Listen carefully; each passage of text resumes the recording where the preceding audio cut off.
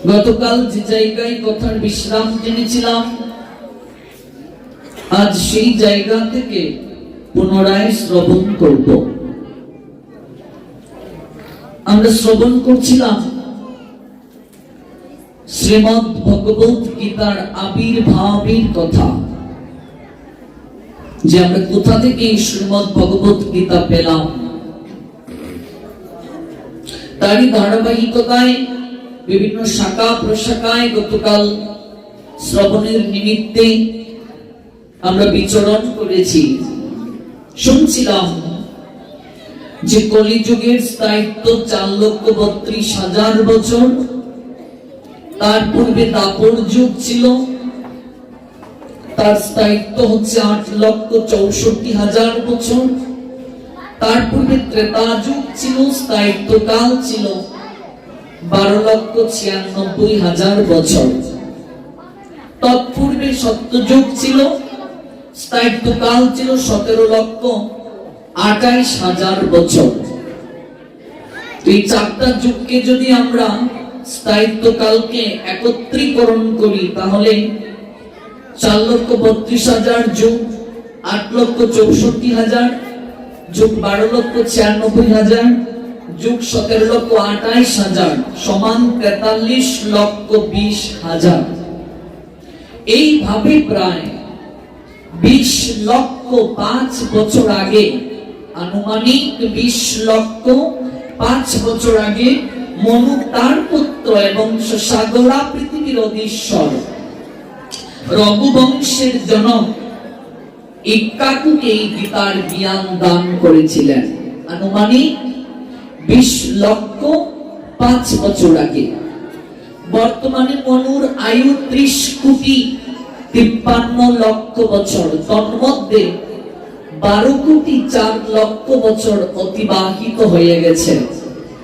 আমরা যদি মনে করি মনুর জন্মের সময় ভগবান এই অপ্রাকৃত গীতার জ্ঞান বিভূষণকে দান করেছিলেন, তাহলেও বলা যায় গীতা প্রায় 12,04,00,000 বছর আগে, 12,04,00,000 বছর আগে মানব সমাজে এই জ্ঞান প্রায় 20,00,000 বছর ধরে বর্তমান। তার চেয়ে বড় কথা, অনাদিকাল থেকে ভগবানের মুখ নিঃসরিত বাণী। কিভাবে ছিল এই গীতার জ্ঞান?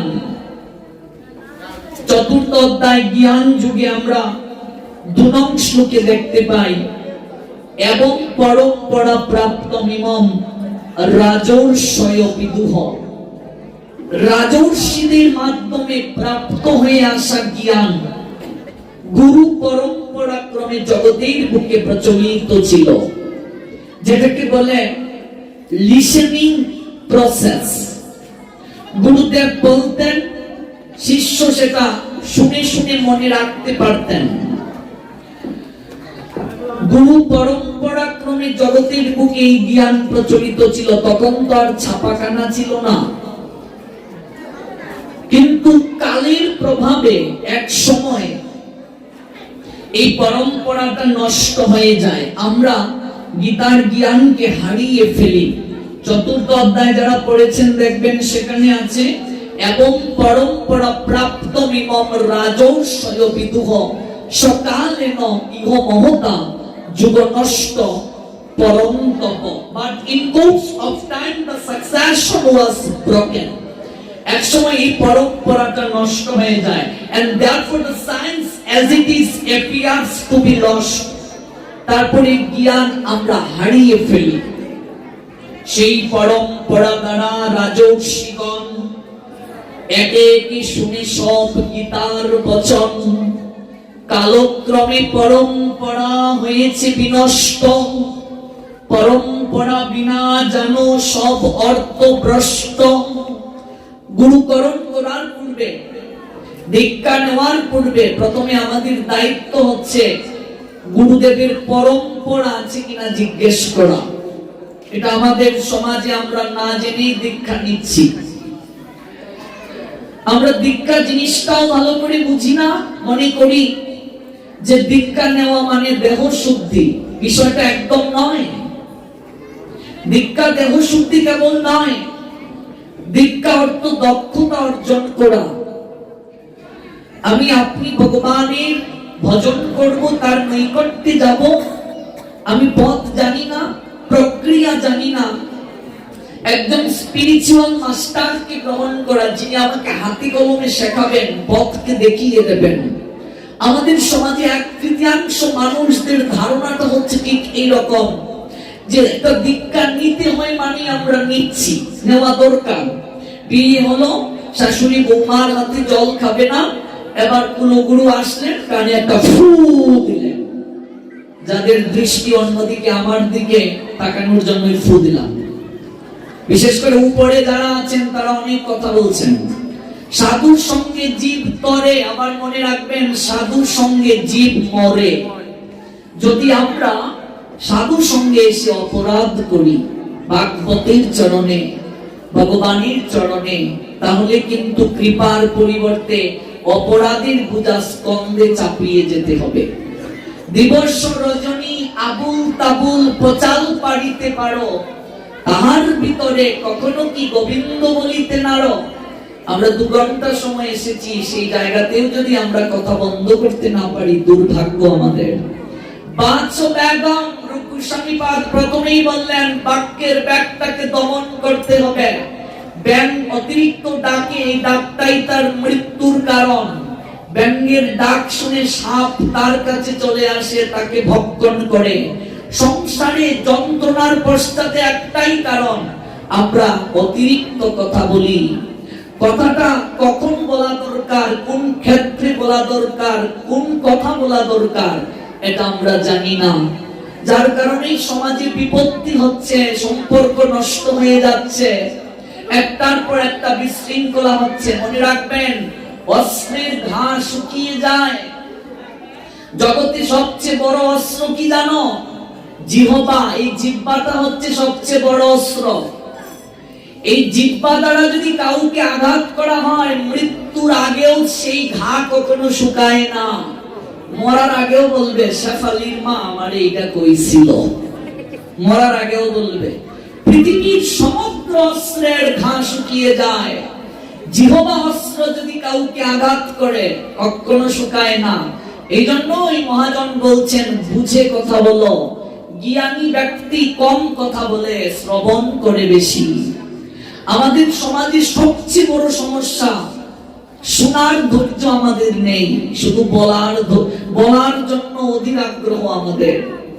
একজন ভালো বক্তা হতে গেলেও ভালো শ্রোতা হতে হয়। রূপগোস্বামীপাদ উপদেশ অমৃত নামক গ্রন্থের 1 নং শ্লোকে বলছেন বাচ বেগম, বাক্যের ব্যাগটাকে দমন করো। মুক্ত কথা বলতে চাইবেই, ওকে কথা কখন বলা দরকার, কখন বন্ধ রাখা দরকার, এটার জন্য প্রয়াসই করতে হবে। পৃথিবীতে যত সম্পর্ক নষ্ট হয়েছে, হানাহানি হয়েছে, তারপর লড়াই হয়েছে, বিধ্বংস হয়েছে, তার পিছনে কে দায়ী জানো? কথা হচ্ছে দায়ী। কথাই হচ্ছে দায়ী। ওই কথার কারণে যুদ্ধ, বিদ্রোহ, জঞ্জাট একটার পর একটা লেগে যায়। মূল হচ্ছে কথা। আজকে কুন্তী দেবীকে যুধিষ্ঠির মহারাজ এসে বলছিলেন মা একটা জিনিস নিয়ে এসেছি। কুন্তী বলছেন পঞ্চব্রাতা, সেই জিনিসকে নিয়ে নাও। অথচ জানার অপেক্ষা করলেন না, ভালো করে বুঝলেন না যে জিনিসটা কি নিয়ে আসলেন। যার কারণে দ্রৌপদীর জীবনটা দুঃসহ যন্ত্রণায় ভরে গেল। যুধিষ্ঠির বলছিলেন কুন্তীকে মা আদেশ করার যার অধিকার, তাকে অজ্ঞান থাকার অধিকার তার থাকে না। তুমি তো ভালো করে কথা বুঝোইনি, যার কারণে তুমি বলে ফেললে। মহাভারতের পটভূমি পরিবর্তন হয়ে গেল। এই জন্য কথা ভালো করে শুনতে হবে, বুঝতে হবে। বুঝার আগে কখনো বলতে নেই। কারোর সঙ্গে আমরা গল্পে যখন বসি, একজনের কথা শেষ হওয়ার আগে আমরা কথা বলতে শুরু করি। শাস্ত্র আমাদেরকে বলছেন আগে বুঝো, তারপর একটু সময় নাও, তারপর একটু বলতে শুরু করো। এই জন্য কায় মন বাক্যে ভগবানের কথা শুনতে হবে। আমরা যে প্রসঙ্গে ছিলাম, দীক্ষাটাকে আমরা দেবশুদ্ধির একটা উপায় ভেবে নিয়েছি, যে আসলেন গুরুদেব, কানে একটা ফুট দিলেন, হাতের জল শুদ্ধ হয়ে গেল। বিষয়টা এমন নয়। দীক্ষা নিতে গেলে আগে জানতে হবে সেই গুরুদেবের গুরু পরম্পরা আছে কিনা। পরম্পরা জিনিসটা কি?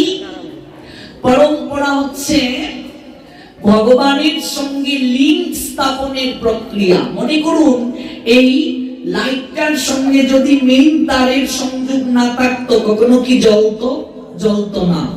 আপনি আমি যে বীজ মন্ত্রটা পেয়েছি, তার সঙ্গে ভগবানের সংযোগ আছে কিনা।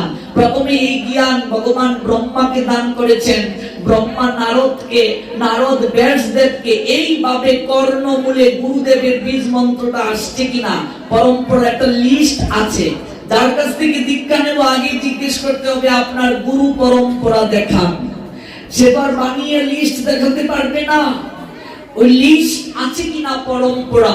তারপর শুধু পরম্পরা থাকলেই হবে না, তিনি যে পরম্পরায় আছেন সেই পরম্পরা অনুযায়ী তিনি পরম্পরার যে নিয়ম, সেটা কি আদৌ পালন করছেন, তিনি কি ধরে রাখতে পারছেন।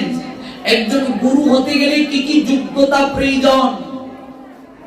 ভাগবত শাস্ত্র বলছেন, বিশ্বনাথ চক্রবর্তী ঠাকুর তার গুরু অষ্টাকমের 8টা শ্লোকের মাধ্যমে যোগ্যতার কথা বলছেন।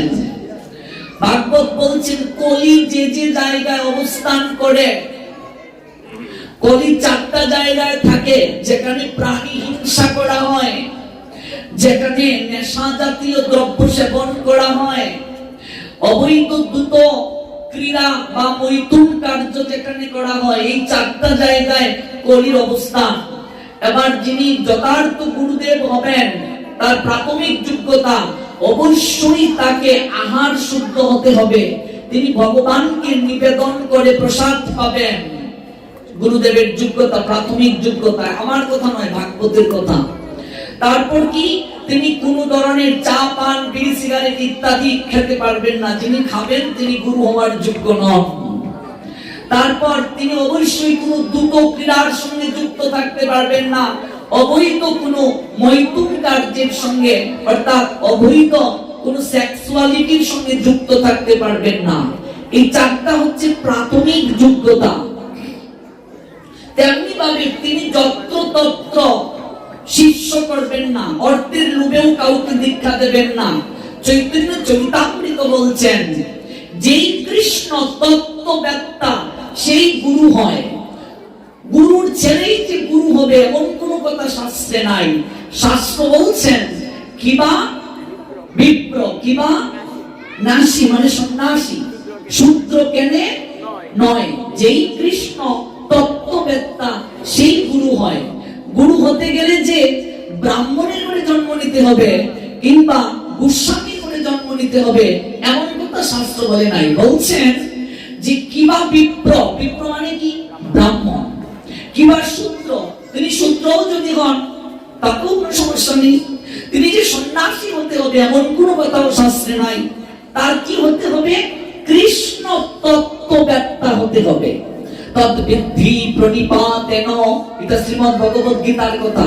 প্রণিপাতেন পরিপ্রশ্নেন সেবয়া উপদেক্ষন্তি তে জ্ঞানম জ্ঞানীন তত্ত্বদর্শিনঃ। গুরুদেব কি হবে? তত্ত্বদ্রষ্টা। ব্রাহ্মণের ঘরেই যে ব্রাহ্মণ হয় সে কথা শাস্ত্র বলে নাই। শ্রীমদ্ ভগবদ গীতা বলছেন, চাতুর্বর্ণ ময়া সৃষ্ট গুণ কর্ম বিভাগস্য। গুণার কর্মানুযায়ী 4টা বর্ণের সৃষ্টি করেছেন ভগবান। ব্রাহ্মণ, ক্ষত্রিয়, বৈশ্য, শূদ্র। আজকে সনাতনী হিন্দু সমাজে আমরা শাস্ত্র না জানার কারণে আজকে সমাজকে আমরা টুকরো টুকরো করছি এই বিভাজনের মাধ্যমে। এগুলো সম্পূর্ণভাবে কুসংস্কার। মনে রাখবেন, ব্রাহ্মণ কুলে যারা জন্ম নিয়েছেন পূর্বজন্মে অবশ্যই তাদের সুকৃতি ছিল, পুণ্য ছিল, যার কারণে তারা ব্রাহ্মণ কুলে জন্ম নিয়েছেন। ব্রাহ্মণ অবশ্যই আমাদের শ্রদ্ধার পাত্র, অবশ্যই আমাদের প্রণম্য। কিন্তু এই ব্রাহ্মণটা ভগবান জন্ম সূত্রে বলেন নাই। কি সূত্রে বলছেন?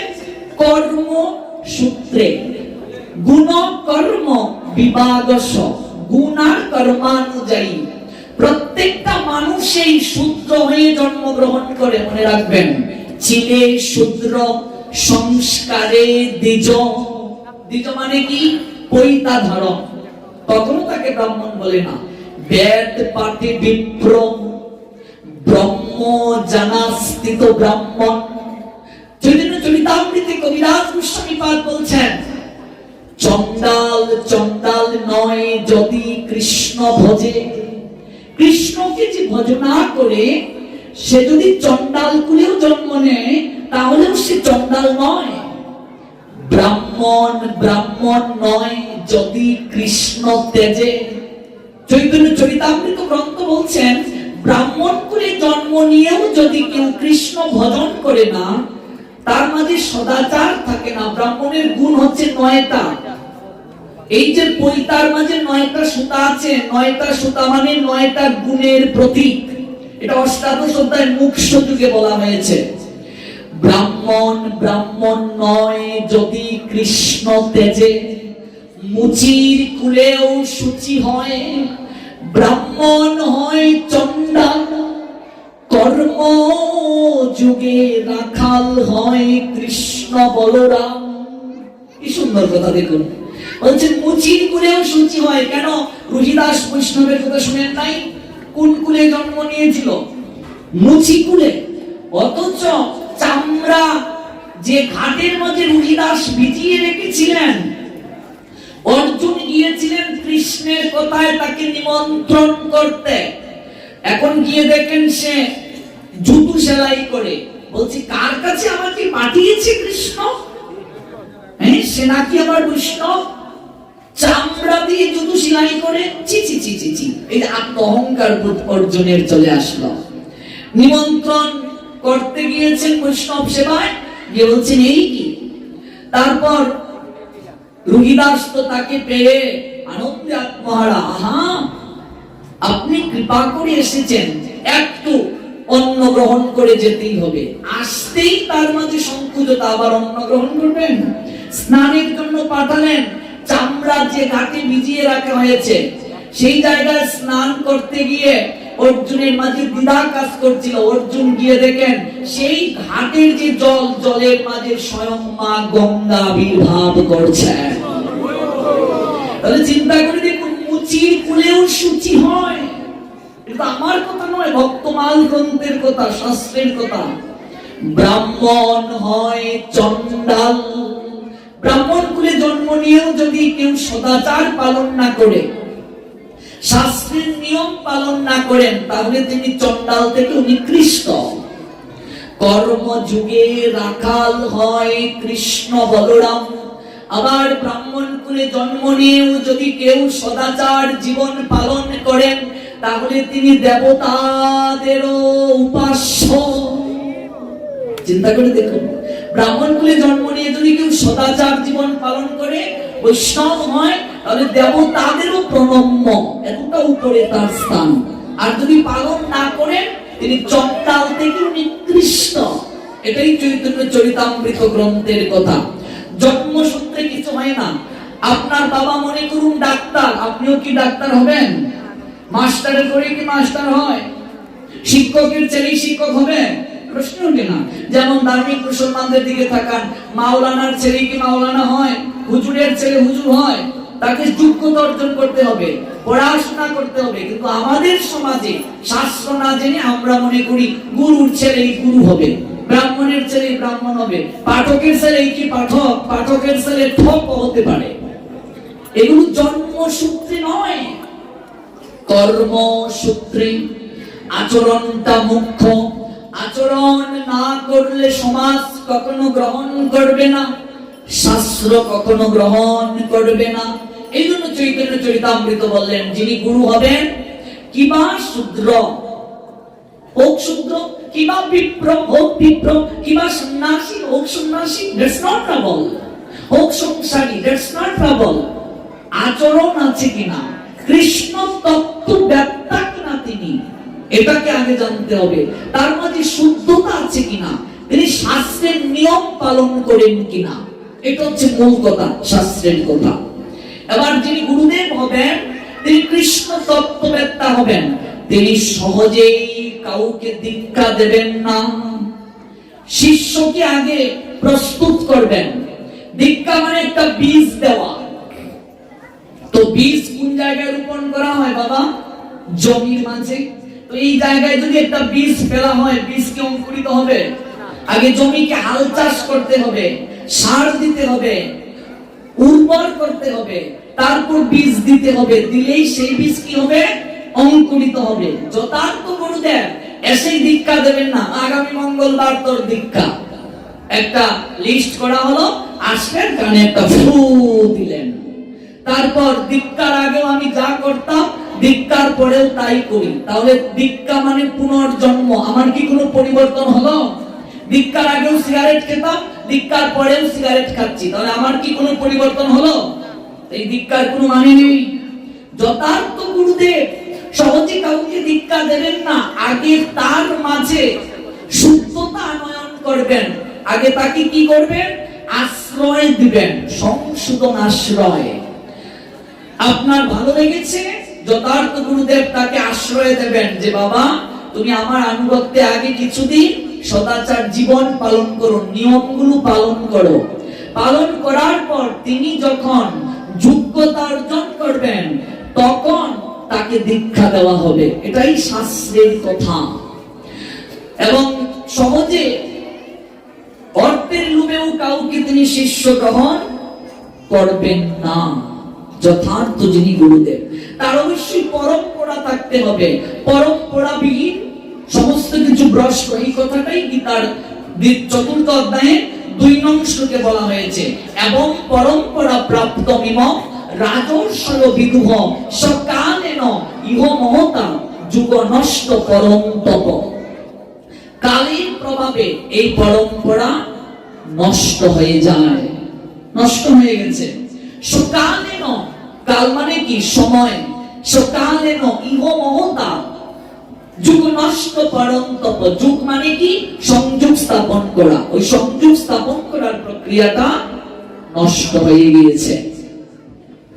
কিন্তু ভগবান আজ থেকে আনুমানিক 5000 বছরেরও আগে ভারতের হরিয়ানা রাজ্যের কুরুক্ষেত্রে সরস্বতী নদীর তীরে জ্যোতিষর নামক জায়গায় অগ্রহায়ণ মাসে শুক্ল পক্ষের মুখ্যদা একাদশী তিথি রোজ রবিবার সকাল আনুমানিক 8:30 ভিতরে একটা বট বৃক্ষের নিচে বসে অর্জুনকে উপলক্ষ করে এই হারিয়ে যাওয়া জ্ঞান অর্জুনের মাধ্যমে আবার জগতের সবাইকে দান করলেন। জয় জয় পার্থ সারথি প্রীতি প্রেমানন্দে হরি হরি বলো। জয় জয় শ্রী রাধে।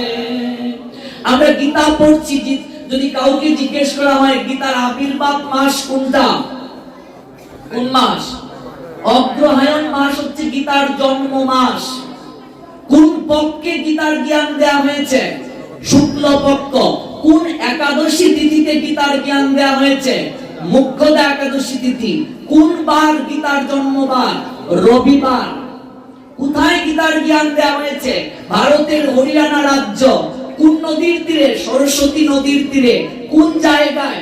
জ্যোতিষর নামক জায়গায়। কোন বৃক্ষের নিচে?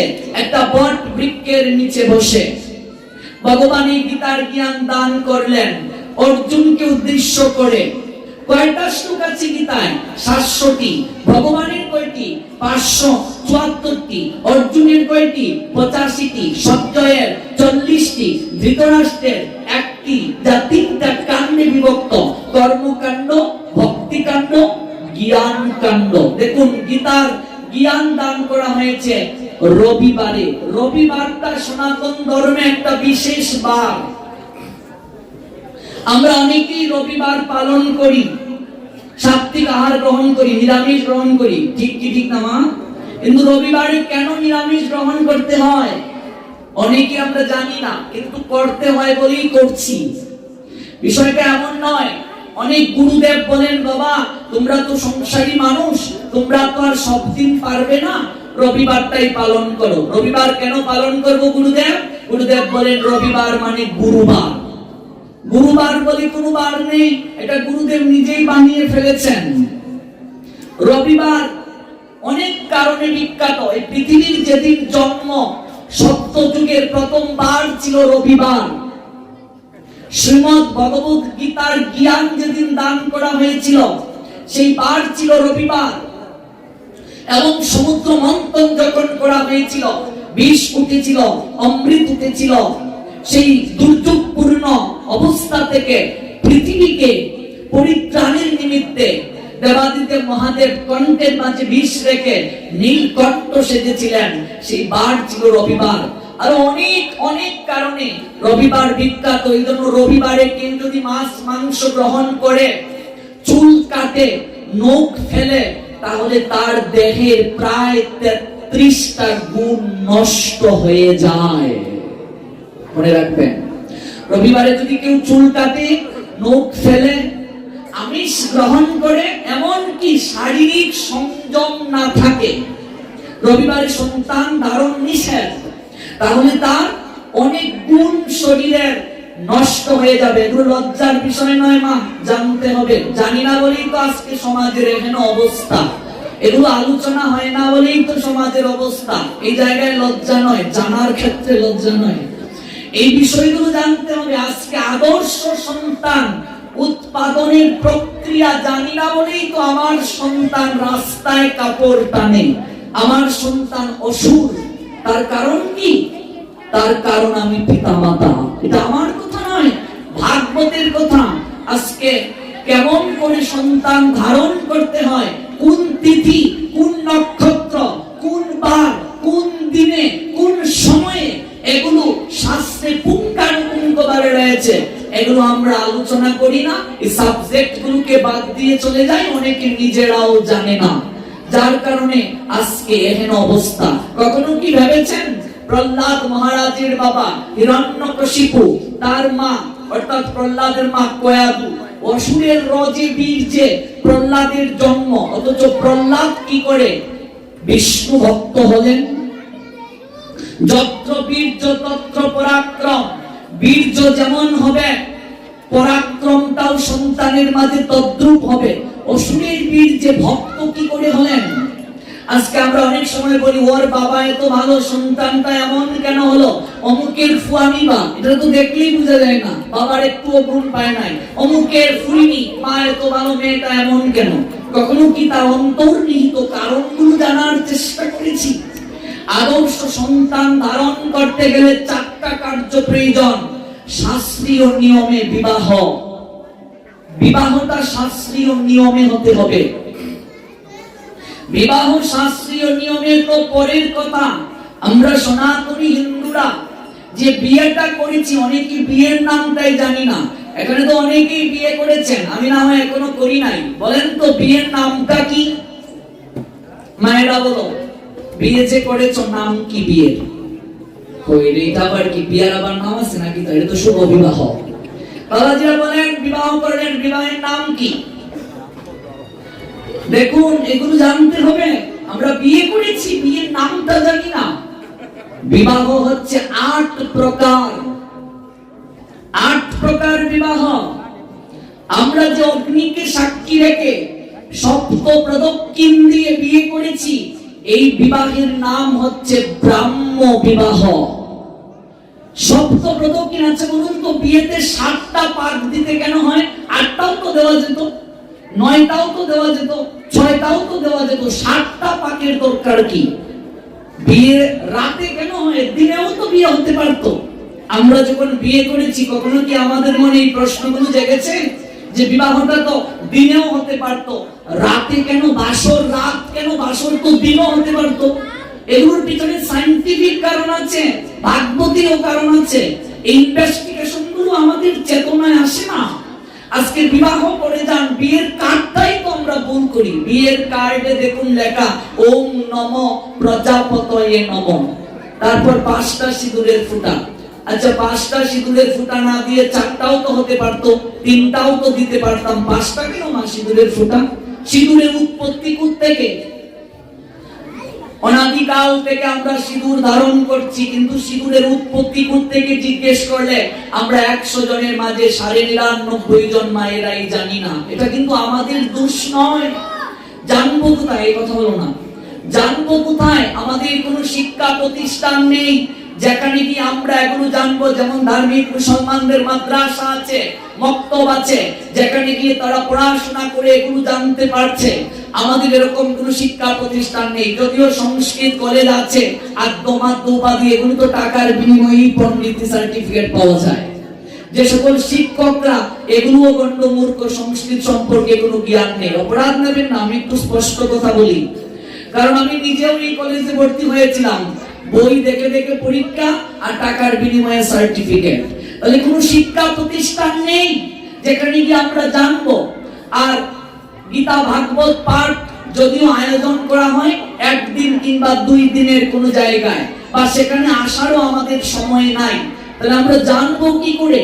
আজকে এগুলো জানা দরকার। প্রতিনিয়ত যে ঘটনাগুলোকে ঘটছে, আমরা সনাতন ধর্মের কিছুই জানি না, দেখা দেখি ধর্ম প্রতিপালন করে আসছি। সিঁদুর দিতে হয় বলেই দিচ্ছি। কয় জায়গায় সিঁদুর দিতে হয়? 5 জায়গায় সিঁদুর দিতে হয়। সিঁদুর করার মন্ত্র কি? কোন আঙ্গুল দিয়ে সিঁদুর দিতে হয়?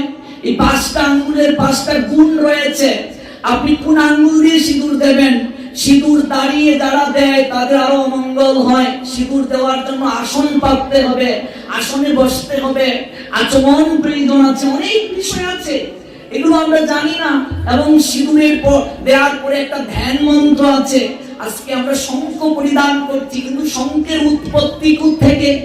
শঙ্খ আসলো কোত্থেকে? শঙ্খের মাঝে আরো প্রকার রয়েছে, একমুখী, দুমুখী, ত্রিমুখী। এই যে দেখুন মন্দিরের মাঝে একটা ঘন্টা আছে, আর সেই ঘন্টা একটা বাড়ি।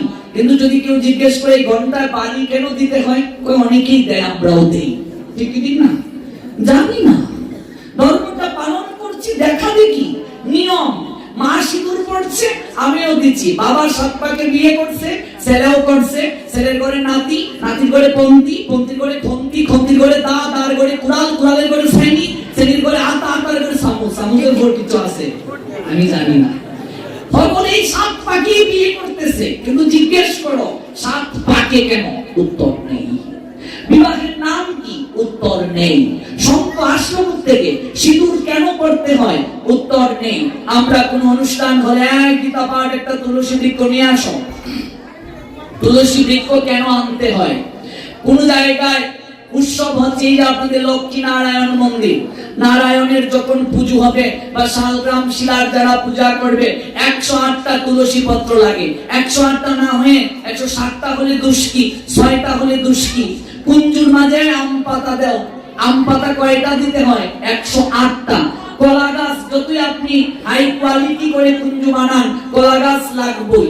আজকে আপনি বিষ্ণু পূজা করবেন, নারায়ণের পূজা করবেন, যত পূজাই করুন, কলা গাছ দরকার। কিন্তু কলা গাছ কেন আনতে হয়? কলা পাতা নিয়ে আসো, কলা পাতার মাঝে দান দিয়ে তারপর একটা ঘট বসাই, ঘটের উপর নারকেল বসাই, নারকেল না দিয়ে জাম্বুরা দিলে দুষ্কি। কখনো কি ভেবেছি আমের পাতা নিয়ে আসো, আমের পল্লব, আম পাতা নাই না, জাম পাতা আনলে দুষ্কি। আম পাতা কেন দরকার? একটু চন্দন পিষে নিয়ে আসো, চন্দন কাঠ নাই না, আম কাঠ আনলে দুষ্কি। এই যে প্রতিনিয়ত ঘটনাগুলো ঘটছে, সবগুলো উত্তর কিন্তু দেব, নিরাশ হবেন না। আজকে 3 দিন, আরো 2 দিন আছে, অবশ্যই উত্তর দেওয়া হবে। আমি জাস্ট উত্থাপন করছি যে আমরা ধর্মটা প্রতিপালন করছি, চোখের সামনে প্রতিনিয়ত যে ঘটনাগুলো ঘটছে, কিন্তু আমরা তার অনেক কিছুই জানি না, দেখা দেখি কেবল প্রতিপালন করে যাচ্ছি। বিষয়টা এমন নয়। অবশ্যই তত্ত্ব জানতে হবে। আজকে তত্ত্ব জানি না বলেই অন্যান্য ধর্মের কাছে ইমেজ নষ্ট হচ্ছে। ধর্ম প্রতিপালনে আমাদের শ্রদ্ধা দিন দিন কমে যাচ্ছে। বিষয়টা বড় ভাবার, এখনই ভাবনায় আনা দরকার। বিয়ের কার্ডের মাঝে 5টা সিঁদুরের ফুটা, উলুধ্বনি কয়বার দিতে হয়? 5বার মনে রাখবেন, 5বার উলুধ্বনি দেওয়া মানে পঞ্চলোককে আমন্ত্রণ করা। এই উলুধ্বনির উৎপত্তি কোথা থেকে, এটা ব্যাখ্যা করি তো 3 ঘন্টা সময় চলে যাবে। এজন্য 4-5 দিনের আলোচনায় আর কি হবে বলুন? একটা বিষয় আলোচনা করলে, উলুধ্বনি নিয়ে আলোচনা করলেই 3 দিন শেষ। উলুধ্বনির উৎপত্তি থেকে, প্রথম কে উলুধ্বনি দিয়েছিল, এই মর্তলোকে উলুধ্বনি আসলো থেকে, এই বিষয়টা ব্যাখ্যা করলেই তো বাকিগুলো আর বলা হচ্ছে না, নিশ্চয়ই একটু বলবো। উলুধ্বনি 5বার দিতে হয়। মায়েদের জিহ্বায় ভগবান এমন একটা শক্তি প্রদান করে দিয়েছেন যেটা বাবাজিদেরকে দেন নাই। মায়েরা যদি কোনো মন্ত্র নাও জানে, ভগবানের সেবার জন্য, ভগবানের সন্তুষ্টি বিধানের জন্য, ভগবানের অর্চনের জন্য যদি কোনো মন্ত্র নাও জানে, পাণ্ডিত্য যদি নাও থাকে, কেবল মাত্র যদি উলুধ্বনি প্রদান করে, তাহলেও ভগবান সেটা গ্রহণ করে ফেলেন। এতটা গুরুত্ব এই উলুধ্বনি। এখনকার আমি সারা বাংলায় ঘুরে দেখলাম, অধিকাংশ এই যুগের মেয়েরা উলুধ্বনি দিতে লজ্জা পায়, উলুধ্বনি দিতেও যায়, অনেকে আবার দেয় না, লিপস্টিক যদি লেগে যায়। এক জায়গায় পাঠিয়ে গেলাম, সোনালি, মিতালি, কাকুলি 3 বোন, মেজদি তুই দে, মেজদি কয় শেষদি তুই দে, শেষদি কয় বোর দিলে তুই দে। তারপর কাজের মেয়ে উলুধ্বনি দেয়। কই যাবে আপনি? আপনি যাবেন কোথায়? উলুধ্বনি 5বার দিতে হয়। শঙ্খ কয়বার বাজাতে হয়? 3বার। 3বারের বেশি যদি শঙ্খ বাজাও, 4বার যদি বাজাও, সঙ্গে সঙ্গে অসুরদেরকেও আমন্ত্রণ করা হয়। এই জন্য সমুদ্র মন্থন যখন করা হয়েছিল, 4বার শঙ্খ ধ্বনি করা হয়েছিল। সেই জায়গায় অসুরদেরকেও আমন্ত্রণ করা হয়ে গেছে। বিয়ের কার্ডটাই ভুল কিভাবে বলি? অনাদিকাল থেকে যে কুসংস্কারে আমরা পড়ে আছি, বিয়ের কার্ডে 5টা সিঁদুরের ফুটা, 5টা কেন ব্যাখ্যা করব। ওম নমো প্রজাপতয়ে নমঃ, তারপর একটা কিসের ছবি আমরা দেই? প্রজাপতির ছবি, ফরিং প্রজাপতি। এটাই তো ভুল। বিয়ের দেবতাকে প্রজাপতি ব্রহ্মা, ফরিং কখনো বিয়ের দেবতা নয়। এই জায়গায় যদি ছবি দিতে হয়, ব্রহ্মার ছবি দিতে হবে, ফরিং প্রজাপতির ছবি নয়। আমাদের একটা লৌকিক প্রথা চলে এসছে। আমি ছোটবেলা দেখেছি আমাদের গ্রামে, একবার মায়ের সঙ্গে, আমাদের গ্রাম সম্পর্কে এক পিসির বিয়ে হয় না। এবার আমি খুব ছোট, মায়ের সঙ্গে ওদের বাড়ি গেছি। এবার ঘরের মাঝে প্রজাপতি ঢুকে গেছে। মায়ের বাইরে কারবার হইয়া গেছে, কই কিতা তাড়াতাড়ি সিঁদুরে ফটো লইয়া আয়। সিন্ধু প্রজাপতির মাঝে কপালের মধ্যে দিয়া, তারপর 5বার সিঁদুর দিয়া সারি দিছে। ঘুমাইতে কিতা কয় তোর পিসির বিয়া হয়ে যেত গা। এটা কিতা কও তুমি? ইতাই প্রজাপতি এগো আবার বিয়া কিবার করাইবো? হয় এটাই দেখিস না তোর পিসির বিয়া হয়ে যেত গা। কোন আমার এটা প্রশ্ন, মা এগো প্রজাপতি কিতা কইরা বিয়া দিব পিসি? ওম নমঃ প্রজাপতয়ে নমঃ, ওইটা প্রজাপতি একটা ছবি। অথচ বিয়ের দেবতা প্রজাপতি ব্রহ্মা, এখানে ব্রহ্মার ছবি হবে। আবার মনে রাখবেন, ব্রহ্মার বিয়েতে প্রবেশ অধিকার নিষেধ। এই জন্য কখনো লৌকিক প্রথা অনুযায়ী ছেলে মেয়ের বিয়ে কখনো মা বাবা দেখে না। দেখে কি দেখে না? কেন দেখে না? কইরা তো হইতে পারতাম না, হইনাইছি, দেখে না। ঠিক বলছি তো? তবে দেখা যে যাবে না তা নয়, অবশ্যই দেখা যাবে। লৌকিক প্রথা এটা। লৌকিক প্রথা কখনো শাস্ত্রীয় প্রথা নাও হতে পারে। ব্রহ্মা তার নিকট থেকে এক অপরূপা কন্যার সৃষ্টি হলো, যার নাম সন্ধ্যা। ওই সন্ধ্যার রূপ দেখে ব্রহ্মা মোহিত হয়ে গিয়েছিলেন। তখন থেকে পিতামাতাদের মাঝে একটা লৌকিক প্রথা কাজ করে যে যখন ছেলেকে কিংবা মেয়েকে সুন্দর করে সাজানো হয়, পিতামাতা যদি মোহিত হয়ে যায়। এই জন্য বিষয়টা এমন নয় কোন পিতামাতাই সন্তানের অমঙ্গল কামনা করতে পারে না। অবশ্যই বিবাহ দেখতে পারবে, কিন্তু এটা লৌকিক প্রথা। মনে রাখবেন, লৌকিক প্রথা কখনো শাস্ত্রীয় প্রথা নয়, নাও হতে পারে। কনফিউশন থেকে যায়, নাও হতে পারে। এই জন্য একটা লৌকিক প্রথা চলে আসছে আমাদের সমাজে। বিয়ে ছেলে মেয়ের মা বাবা দেখবে না, বিয়ের মণ্ডপে ব্রহ্মার প্রবেশ অধিকার নিষেধ। ভগবান নারায়ণে প্রজাপতি রূপে বিয়েতে প্রবেশ করেন। এই জন্য এখানে স্পষ্ট বলা হয়েছে প্রজাপতির ছবি না দিয়ে, ফরিং প্রজাপতির ছবি না দিয়ে ছবিটা হতে হবে ব্রহ্মা কিংবা ভগবান কৃষ্ণ কিংবা বিষ্ণু ছবি দিতে হবে। তাহলে বিয়ের কার্ডটাই কিন্তু আমরা ভুল করছি। তারপর আসুন বিয়ের প্রসঙ্গে। বিয়ের প্রসঙ্গ বলে অনেক সময় লেগে যাবে। বিবাহ শব্দের অর্থ কি? বিবাহ 8 প্রকার। পূর্বক মূর্ধন্যস্য যুগ মূর্ধান্য স্নাপ্রাপ্ত এই যুগে বাংলা ব্যাকরণের যারা স্টুডেন্ট, বিবাহ শব্দটি এসেছে যার অর্থ হচ্ছে বিশেষ ভাবে ভার বহন করা। ব্যাকরণগত অর্থ হচ্ছে বিশেষ ভাবে ভার বহন করা। এবার এই কথা বললে তো আপনারা হলে আমার গায়ে লিবা। ভার বহন গাধা করে। জীব গোস্বামী পাদ তার হরিনামামৃত ব্যাকরণে বলছেন, যেদিন থেকে বিয়ে করলায় গাধার মতো একটা বোঝা বহন করলায়। বিষয়টা এমন নয়, এটা মজা করে বললাম। জীব গোস্বামী পাদ বলছেন বিশেষ ভাবে ভার বহন করা। বিবাহ মানে একজন ভজন সঙ্গিনী গ্রহণ করা, নট শয্যা সঙ্গিনী। আমরা মনে করি বিয়ে মানে একজন শয্যা সঙ্গিনী গ্রহণ করা, ছেলে মেয়ে হবে, শেষ বয়সে আমার অবলম্বন। ম্যাক্সিমাম মানুষের মাঝে এরকম একটা ধারণা কাজ করে, কিন্তু না।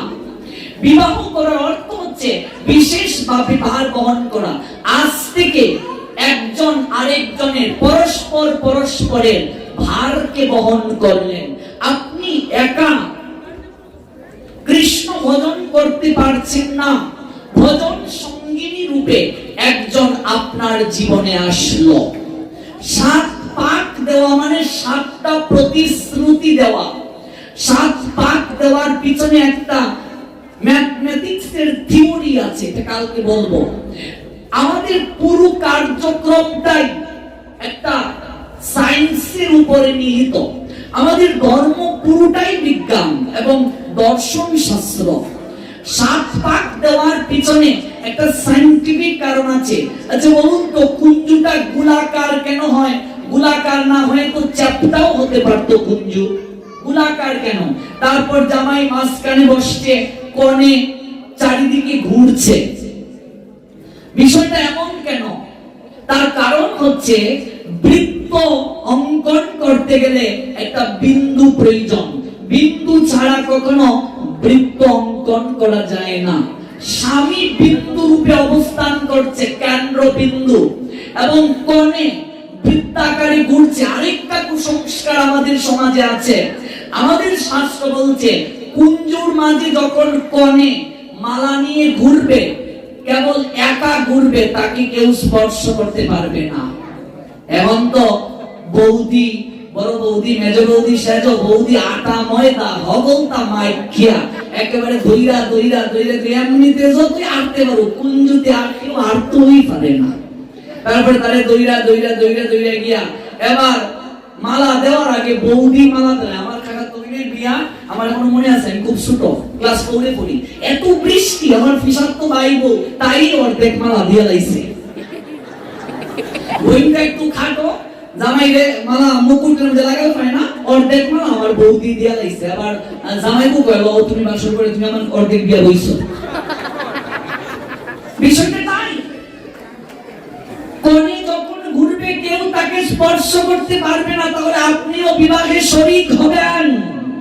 অপ্রিয় হলেও সত্য এই কথাগুলো, অপ্রিয় হলেও সত্য। কোণে একাই ঘুরবে। আমাদের বৈদিক বিবাহগুলো দেখবেন, সেই জায়গায় কেবল জামাই আর বউ ছাড়া কেউ ঘুরে না, মাঝখানে অগ্নি আছে, কেউ আর স্পর্শ করতে পারবে না।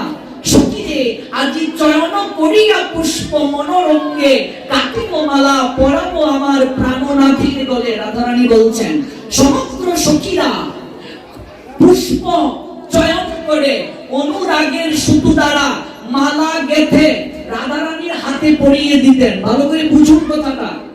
রাধারানীর যত সখীরা আছেন, সমস্ত সখীরা পুষ্প তুলে নিচে মালা গেথে রাধারানীর হাতের মাঝে দিতেন। তারপর রাধারানী গিয়ে কৃষ্ণের গলায় পরিয়ে দিতেন। কেউ করতো না? এটা একটা কালচার হয়ে গেছে আমাদের মাঝে। বিষয়টা এমন নয়। সমগ্র সখীবৃন্দ আমরা বরকে নারায়ণ সদৃশ কল্পনা করি বিবাহের সময়, স্ত্রীকে লক্ষ্মী স্বরূপা আমরা কল্পনা করি, চিন্তা করি। তাহলে আপনি চিন্তা করে দেখুন, লক্ষ্মী হচ্ছেন ঐশ্বর্যের দেবী, রাধারানী হচ্ছেন মাধুর্যের বান্ময়ী প্রতিমা, যিনি গোলক বৃন্দাবনে অবস্থান করেন। নারায়ণ থাকেন কোথায়? বৈকুণ্ঠ ধামে। ভগবান কৃষ্ণ কিন্তু বৈকুণ্ঠে থাকেন না, কৃষ্ণ থাকেন গোলক বৃন্দাবনে। কৃষ্ণ বংশী বাজায়, ত্রিভঙ্গ ভঙ্গিম রূপ, বংশীধারী অপরূপ, রসময় গুণনিধিশালী, বর্ণ নব জলধর, শিরে শিকি পিচ্ছবর, অলকা তিলক শোভা পায়, পরিধানে পিতবাস, বদনে মধুর হাস, হেন রূপ জগত মাতায়, ইন্দ্র নীল যিনি, কৃষ্ণ রূপ কানি, হেরিয়া কদম্ব মূলে, আমার মন উচাটন, নাচনে চরণ, সংসার গেলাম ভুলে। রাধারানী হচ্ছেন মাধুর্যের বাগ্ময়ী প্রতিমা, লক্ষ্মী হচ্ছেন ঐশ্বর্যের বাগ্ময়ী প্রতিমা, ঐশ্বর্যের দেবী। কনেকে লক্ষ্মী স্বরূপা কল্পনা করা হয় যেদিন থেকে একটা পুরুষ নারীর সিঁথিতে সিঁদুর পরায়, সেই দিন থেকে শক্তি রূপে পুরুষ নারীকে গ্রহণ করে। সিঁদুরের রং লাল কেন? লাল মানে হচ্ছে, বাবা কথা হলো না, লাল মানে হচ্ছে শক্তির প্রতীক, রজগুণের প্রতীক। আপনারা যখন আদিগুরু শঙ্করাচার্যের সৌন্দর্য লহরী নামক গ্রন্থটা পড়বেন, সেই জায়গায় দেখবেন সৌন্দর্য লহরী নামক গ্রন্থে সিঁদুরকে মা শক্তি কিংবা দুর্গার প্রতীক রূপে কল্পনা করা হয়েছে। যিনি দুর্গতি হারিনি, তার প্রতীক মঙ্গল রূপী সূর্য হিসেবে কল্পনা করা হয়েছে সিঁদুরকে। কেন্দ্রবিন্দু রূপে স্বামী বসছে কেবল মাত্র কনে, আর কেউ নয়। কনে কেবল ঘুরবে, বাকি সখীরা লক্ষ্মীর সহযোগী রূপে, বাকি সবাই তাকে সহযোগিতা করতে পারে, কিন্তু অবশ্যই তাকে মাল্যদান একা একা করতে হবে, একা একা চক্রাকারে তাকে ঘুরতে হবে, আর কেউ ঘুরতে পারবে না। আরেকটা কুসংস্কার আমাদের সমাজে, বিবাহের সময় কাগজের মালা দেয়া হয়, এটা কখনো গ্রহণযোগ্য নয়। 7টা মালাই যদি দেন, 7টাই ফুলের মালা হতে হবে। কাগজের মালায় বিবাহ মানে তামসিক বিবাহ, মনে রাখবেন। কখনো কাগজের মাল্য দ্বারা বিবাহ হবে না। শুধু কাগজের মাল্য বিবাহে নয়, কোন সাধু ভক্ত বৈষ্ণবকেও দেওয়া যাবে না, ভাগবত গ্রন্থকেও দেওয়া যাবে না, এমনকি ভগবানের গলাতেও দেওয়া যাবে না। হরিভক্তি বিলাস গ্রন্থ বলছেন যে পুষ্পের গ্রাম নেই, সেই পুষ্প দ্বারা মাল্য কখনো ভগবানকে অর্পণ করা যায় না। আরো অনেক আছে, কোন কোন ফুল দেওয়া যাবে, কোন কোন ফুল দেওয়া যাবে না, তারও একটা ক্যাটালগ হরিভক্তি বিলাস গ্রন্থ বলছে। কুঞ্জগুল বিন্দু রূপে জামাই বসছে, কোন কোন অঞ্চলে দেখবেন জামাই চেয়ারে বসে আছে, তার হাতে একটা আয়না দেয়া হয়। তোমরা অঞ্চলে কিন্তু দেয়া হয়নি, আয়না দেয়। ও তোমরা লোকে আমরা মিল আছে দেখা যায়। আমরা অঞ্চলে জামাই বইয়া হাতের মাঝে একটা আয়না। এক জামাইরে জিগাইছি, তুমি আয়না লইয়া বইয়া আছো কেন? বলি তো দেখছি বিয়ার সময় আয়নাই লইয়া বইয়া থাকে। বিয়া করছি না দিকে আগে বিয়ার কিনা বরযাত্রী গেছি না, আয়নাটা কেনে? আমরা মনে করি নতুন নতুন জামাই অন্যদিকে দৃষ্টি গেলে সন্তরণ রাখবো, আয়না লইয়া একটা বের হইছে। এই আয়নাটা হাতে দেওয়ার মানে কি? কখনো কি ভেবেছি? অনেক সময় দেখবেন এই মুখ চন্দ্রিকার বাতি আগে লিস্টে, তোমরা আননি গো মুখ চন্দ্রিকার বাতি? হ্যাঁ, মুখ চন্দ্রিকার বাতি কি দিয়ে সাবধান যাতে না নিবে। জামাইয়ের পক্ষের একটা মুখ চন্দ্রিকা বাতি, কন্যার পক্ষের একটা মুখ চন্দ্রিকা বাতি, দুই পক্ষেরই মুখ চন্দ্রিকা বাতি। কিন্তু এই মুখ চন্দ্রিকার বাতিটা কি জিজ্ঞেস করলে আমরা কেউ বলতে পারি না। বিষয়গুলো খুব ভাবার। আসলে ধর্মটা পালন করছি কি জানো? এটাকে গল্প বলে নেই। মনে করুন আপনাদের এই বর্মি বাজারে এক দাদা নতুন বিয়া করছে। বিয়া করার পরে আমাদের অঞ্চলে একটা কৃষ্টি আছে, রীতি আছে। বিয়ের পরে বউ যখন আইব, শাশুড়ি তাকে বরণ করব, বউ শাশুড়িরে প্রণাম দেয়, শাশুড়ি সামর্থ্য অনুযায়ী বউরে একটা উপহার দেয়, নিশ্চয়ই তোমাদের অঞ্চলেও হয়। এবার বৌদি এসে প্রণাম দিল শাশুড়িকে, শাশুড়ি বলতেছে মা তোকে কি উপহার দেব, আজ থেকে তুই আমার ঘরের বউ নয়, তুই আমার ঘরের মেয়ে, এর চেয়ে আর বড় কোনো উপহার হতে পারে না। বৌমা খুব আনন্দিত হয়ে শাশুড়িকে প্রণাম দিল। শাশুড়ি বলছে মারে তোর কাছে আমার একটা নিবেদন, কলিযুগের সর্বশ্রেষ্ঠ ব্রত একাদশী, তুই এই ব্রতটা করবে। শাশুড়ি প্রথম দিনেই বউকে উপদেশ দিয়েছে, এরকম যদি বর্মি বাজার কোন শাশুড়ি থেকে থাকো তোমার চরণে আমার প্রণাম। এবার বৌমা বলতেছে আগে মা আপনি যেহেতু বলছেন অবশ্যই করব। আজকে সনাতনী হিন্দুরা নিজেদের সংস্কৃতি ভুলে গেছে। একটা ধার্মিক মুসলমানকে যদি ডাকা হয় করিম জি আব্বা, জি কয়টি কয় না, অথচ একটা হিন্দুকে ডাকলে কি বলতে হয় আমরা অনেকেই জানি না। আজকে হিন্দুরাও জি বলে, লজ্জার বিষয়। আমি কোন সংস্কৃতিকে খাটো করছি না, প্রত্যেক সংস্কৃতি প্রত্যেকের নিকটে শ্রদ্ধার সম্মানের, কিন্তু নিজের সংস্কৃতিকে অপমান করে অন্যের সংস্কৃতি গ্রহণের মাঝে কোনো গর্ব নেই। আজকে হিন্দুরাও কয় গোসল করে আইতেছি, আপনি অবাক হবেন। আজকে একটা সনাতনী হিন্দুকে ডাকলে প্রতি উত্তরে কি বলতে হয় আমরা জানি না, পারিবারিক ভাবে শিক্ষাটা দেয়া হয় না। মনে রাখবেন একজন হিন্দুকে ডাকলে যেমন ধার্মিক মুসলমানরা জি বলে, আমাদেরকে আজ্ঞে বলতে হয়। কি বলতে হয়? আজ্ঞে। ছোটবেলা আমার এখনো মনে আছে, বাবা বলছেন রাহুল কিতা বাবা, এমন এক থাপ্পড় আমারে দিছে হারামজাদা, আজ্ঞে বলতে হয়। তোকে কয়বার বলতে হয় এখনো আমার মনে আছে। এই জন্য প্রথম উপদেশটা হচ্ছে পিতামাতার। আপনার ছেলে সুমন, সুমন আজ্ঞে বাবা, কত সুন্দর না? বৌমা কি হইছে, এরকম যদি কেউ উত্তর দেয় তাহলে শাশুড়ি একবারে ফরান জুড়ে যাইব। আর যদি এরকম বলে বৌমা আজ্ঞে মা, তখন কি হবে? বৌমা কত আনন্দ পাবে। এটাই নিয়ম। শাশুড়ি যখন বউকে ডাকবে বৌমা আজ্ঞে মা, আজ্ঞে বলতে হয়। বড় ভাই যখন ছোট ভাইকে ডাকবে শ্রীদাম আজ্ঞে দাদা, এই শিক্ষাটা দিতে হবে। ছোটবেলা থেকে এই শিক্ষাটা আমাদের পরিবারে দেওয়া দরকার। আপনার কাকা আপনাকে ডাকছে, মনে করুন সুবল আজ্ঞে কাকা, আজ্ঞে। আজ্ঞেটা হচ্ছে সনাতন সংস্কৃতি, এটা আমরা অনেকেই ব্যবহার করি না, জানি না অনেকে। যেমন কোন কাজ শুরু করার পূর্বে কি বলে শুরু করতে হয়? ওম তৎসৎ।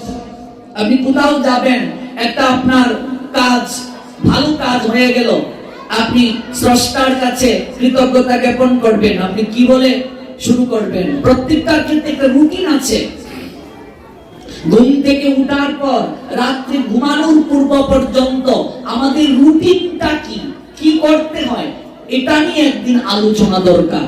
ঘুম থেকে উঠার পর রাত্রে ঘুমানোর পূর্ব পর্যন্ত সনাতন শাস্ত্র নিয়ে কি বলা হয়েছে। এবার 5 দিনে তো আর এত কিছু বলা যাবে না। আমার নোয়াখালীতে প্রবচন হয়েছিল 32 দিন একটা মন্দিরে। 32 দিন হওয়ার পর কয় কিছুই জানা হলো না, আরো জানার দরকার।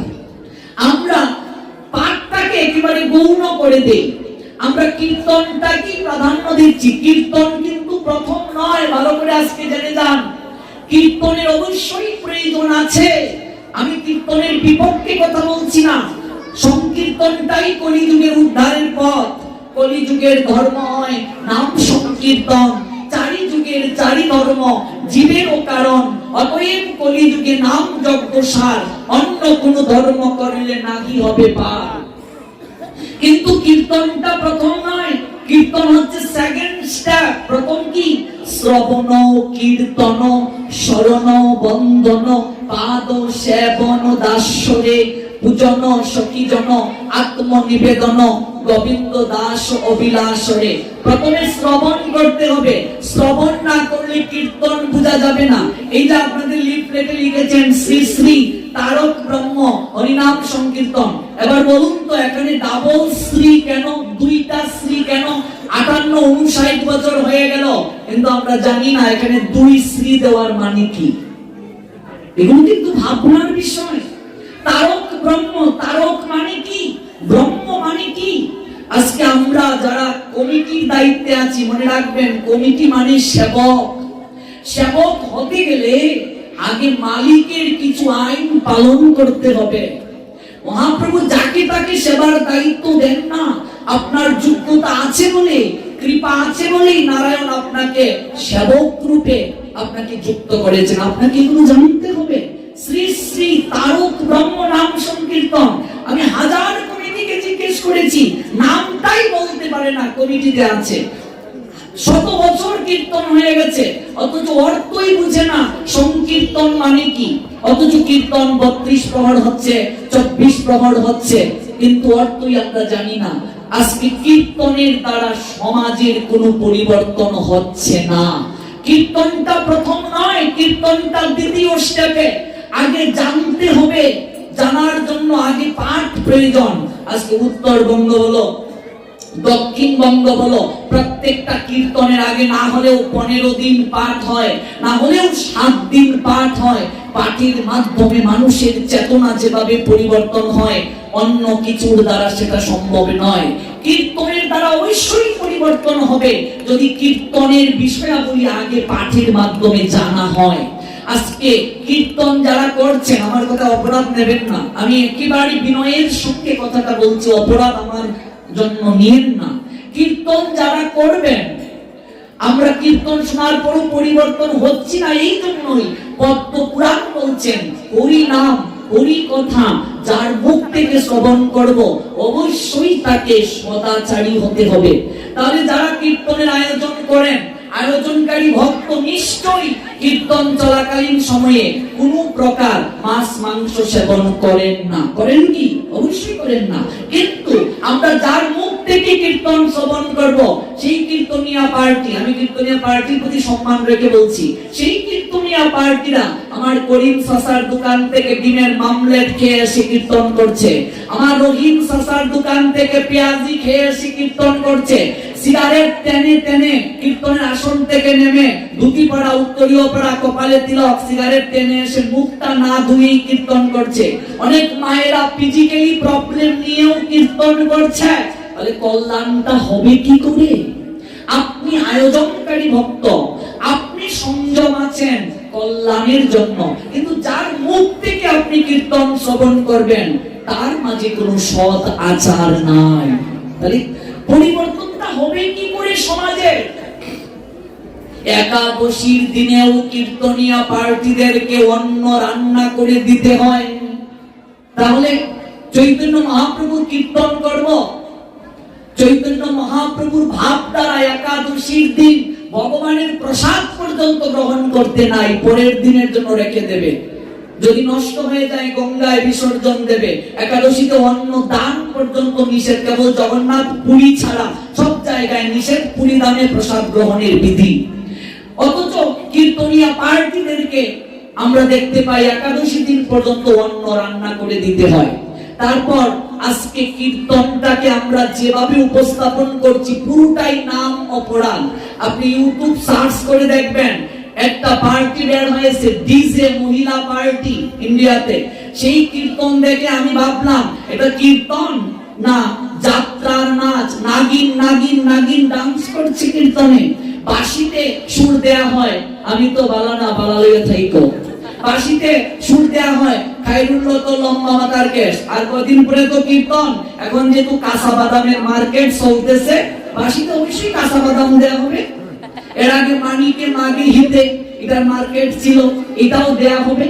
আর অষ্টসখী নবসখী রাত 12টার পরে অবশ্যই দেওয়া দরকার। আমার বয়সী ইয়াং ছেলেরা নইলে তো আর থাকবে না।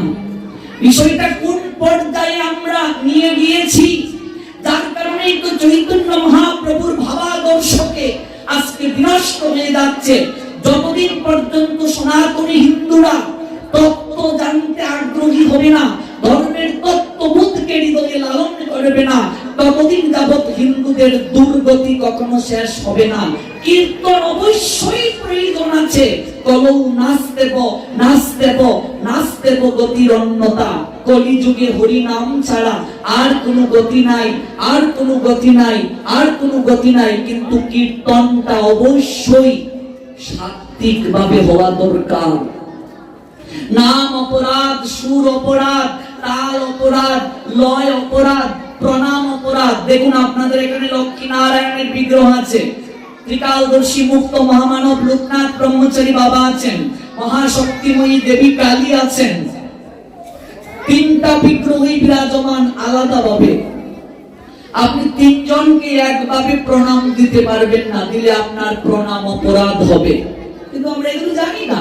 মা কালীকে যেভাবে প্রণাম দেবেন, এই প্রণামটাই যদি লক্ষ্মী নারায়ণকে এইভাবে দেন, তাহলে সেটা আপনার অপরাধ হয়ে যাবে। এবং একইভাবে যদি বাবা লোকনাথ ব্রহ্মচারীকে প্রণাম দেন, আপনার অপরাধ হয়ে যাবে। এটা প্রণাম অপরাধ। তাহলে প্রণাম অপরাধ, তাল অপরাধ, সুর অপরাধ, লয় অপরাধ, এই যে বিষয়গুলো, এগুলো তো আমরা বুঝতে পারছি না। এগুলো তো পাঠের মাধ্যমে আগে জানতে হবে। যার কারণেই তো আজকে কীর্তন দ্বারা সমাজের কোনো পরিবর্তন হচ্ছে না, কোনো পরিবর্তন হচ্ছে না। কারণ যার মুখ থেকে হরি কথা শুনবো, হরি নাম শুনবো, অবশ্যই তাকে সদাচারী হতে হবে। আমি কিন্তু কারো বিরুদ্ধে কথা বলছি না, নিন্দা করছি না, আমি সমাজের বাস্তব চিত্রটাকে ফুটিয়ে তুলছি। শক্তিকে প্রণাম দিতে হবে ডানে রেখে। মা কালীর পায়ের নিচে মহাদেব কেন, এটা ব্যাখ্যা করব একদিন। আপনি বিষ্ণু তত্ত্ব নারায়ণকে প্রণাম দিতে হবে বামে রেখে। বাবা লোকনাথ ব্রহ্মচারীকে প্রণাম দিতে হবে সোজাসুজি। কারণ কি? তার পশ্চাতে অনেক কারণ আছে, এগুলো খুবই অভাব। আজকে যেভাবে কীর্তনে আমরা এই অপরাধগুলো করছি, পুরোটাই টাকার অপচয় হচ্ছে, জীবের কোনো কল্যাণ হচ্ছে না। বাবা, কল্যাণটাই খুবই দরকার। শ্রী শ্রী শ্রী শব্দের 25টা অর্থ রয়েছে। ডাবল শ্রী, দুইটা শ্রী কেন? শ্রী শ্রী লক্ষ্মী নারায়ণ আগ্রা বা মন্দির। ডাবল শ্রী কেন? দুইটা শ্রী কেন? শ্রী শব্দের প্রথম অর্থ হচ্ছে সৌন্দর্য। এই সৌন্দর্য মানে জড় জগতের কোনো সৌন্দর্য নয়। জড় জগতের সৌন্দর্য একসময় নষ্ট হয়ে যায়। এই সৌন্দর্য হচ্ছে চিন্ময় সুন্দর, যে সৌন্দর্যের কখনো শেষ হয় না। এইভাবে 25টা অর্থ আছে শ্রী শব্দের। শ্রী শ্রী সমাহার যারা ব্যাকরণ পড়েছেন, বহু বচন, অর্থাৎ সৌন্দর্য, বৈরাগ্য, জ্ঞান, ভক্তি, বৃত্ত, বৈভব। শ্রী শব্দের একটা অর্থ হচ্ছে লক্ষ্মী, সিঁদুরের একটা অর্থ হচ্ছে শ্রী। এই সবগুলোর সমাহার যে জায়গায় থাকবে, সমন্বিত ভাব যে জায়গায় থাকবে, সেখানে ডাবল শ্রী ব্যবহার করা হবে। আবার শ্রী শ্রী, শ্রী পরে যদি একটা স্পেস দিয়ে আবার শ্রী লিখেন, তাহলে অর্থের বিড়ম্বনা হয়ে যাবে, অর্থের পার্থক্য হয়ে যাবে। শ্রী শ্রী একসঙ্গে লিখতে হবে। শ্রীর পরে যদি স্পেস দিয়ে আরেকটা শ্রী দেন, তাহলে অর্থের ব্যাঘাত ঘটবে। বিষয়টা হচ্ছে সংস্কৃত বিষয়গুলো এমন একটা জিনিস, আকার, রসুকার, দীর্ঘকার, উকারের মাধ্যমে অর্থ চেঞ্জ হয়ে যায়। আর অর্থ যদি চেঞ্জ হয়ে যায়, তাহলে আপনার সিদ্ধান্ত, সংকল্প সমগ্র কিছু চেঞ্জ হয়ে যাবে। এই জন্য তো পুজো যখন আমরা করছি, বিভিন্ন পুরোহিতরা যখন করছেন, ম্যাক্সিমাম মন্ত্রগুলো আমরা ভুল বলছি, যার কারণে উল্টো হয়ে যাচ্ছে। যেটা কুম্ভকর্ণের হয়েছিল। কুম্ভকর্ণ ব্রহ্মার কাছে প্রার্থনা করেছিলেন, তিনি যখন সম্পূর্ণভাবে সন্তুষ্ট করলেন ব্রহ্মাকে, ব্রহ্মা এসে বলেন, কি চাও পুত্র? ওর ইচ্ছে ছিল ইন্দ্রপ্রস্থতা গ্রহণ করা। কুম্ভকর্ণ একটু ভুলবশত বলে ফেলেছিল, আমায় নিদ্রাপ্রস্থ দান করো। ইন্দ্রর জায়গায় নিদ্রা বলে ফেলেছিল। ব্রহ্মা বলছেন, যথাজ্ঞে, তথাস্তু পুত্র, নিদ্রাপ্রস্থ চাইছো, 6 মাস খাও, 6 মাস ঘুমাও। দেখুন, এই যে অর্থের পার্থক্য যখন হয়ে যায়, তখন কিন্তু হিতে বিপরীত হয়ে যায়। এই বিষয়গুলো অত্যন্ত গুরুত্ব দেওয়া দরকার আমাদের। যে প্রসঙ্গ থেকে এত দূর গেলাম, সেটা হচ্ছে আমাদের এই বিষয়গুলোর প্রতি একটু গুরুত্ব দেওয়া দরকার। এই বর্মী বাজারের ভক্তিমতী শাশুড়ি মা যখন তার বউকে বলল, বৌমা, আজ্ঞে মা, এটা সংস্কৃতি। কাউকে ডাকলে আগে বলতে হয় আজকে আপনার সন্তানকে গিয়ে এই শিক্ষাটা পরিবারে দেবেন। আপনি যখন আপনার মেয়েকে ডাকবেন, আপনার ছেলেকে ডাকবেন, আপনার সন্তান যেন কথার প্রতি উত্তরে আগে বলে। এর মতো এত সৌন্দর্য আর কোথাও নেই। এটা আমার সংস্কৃতি।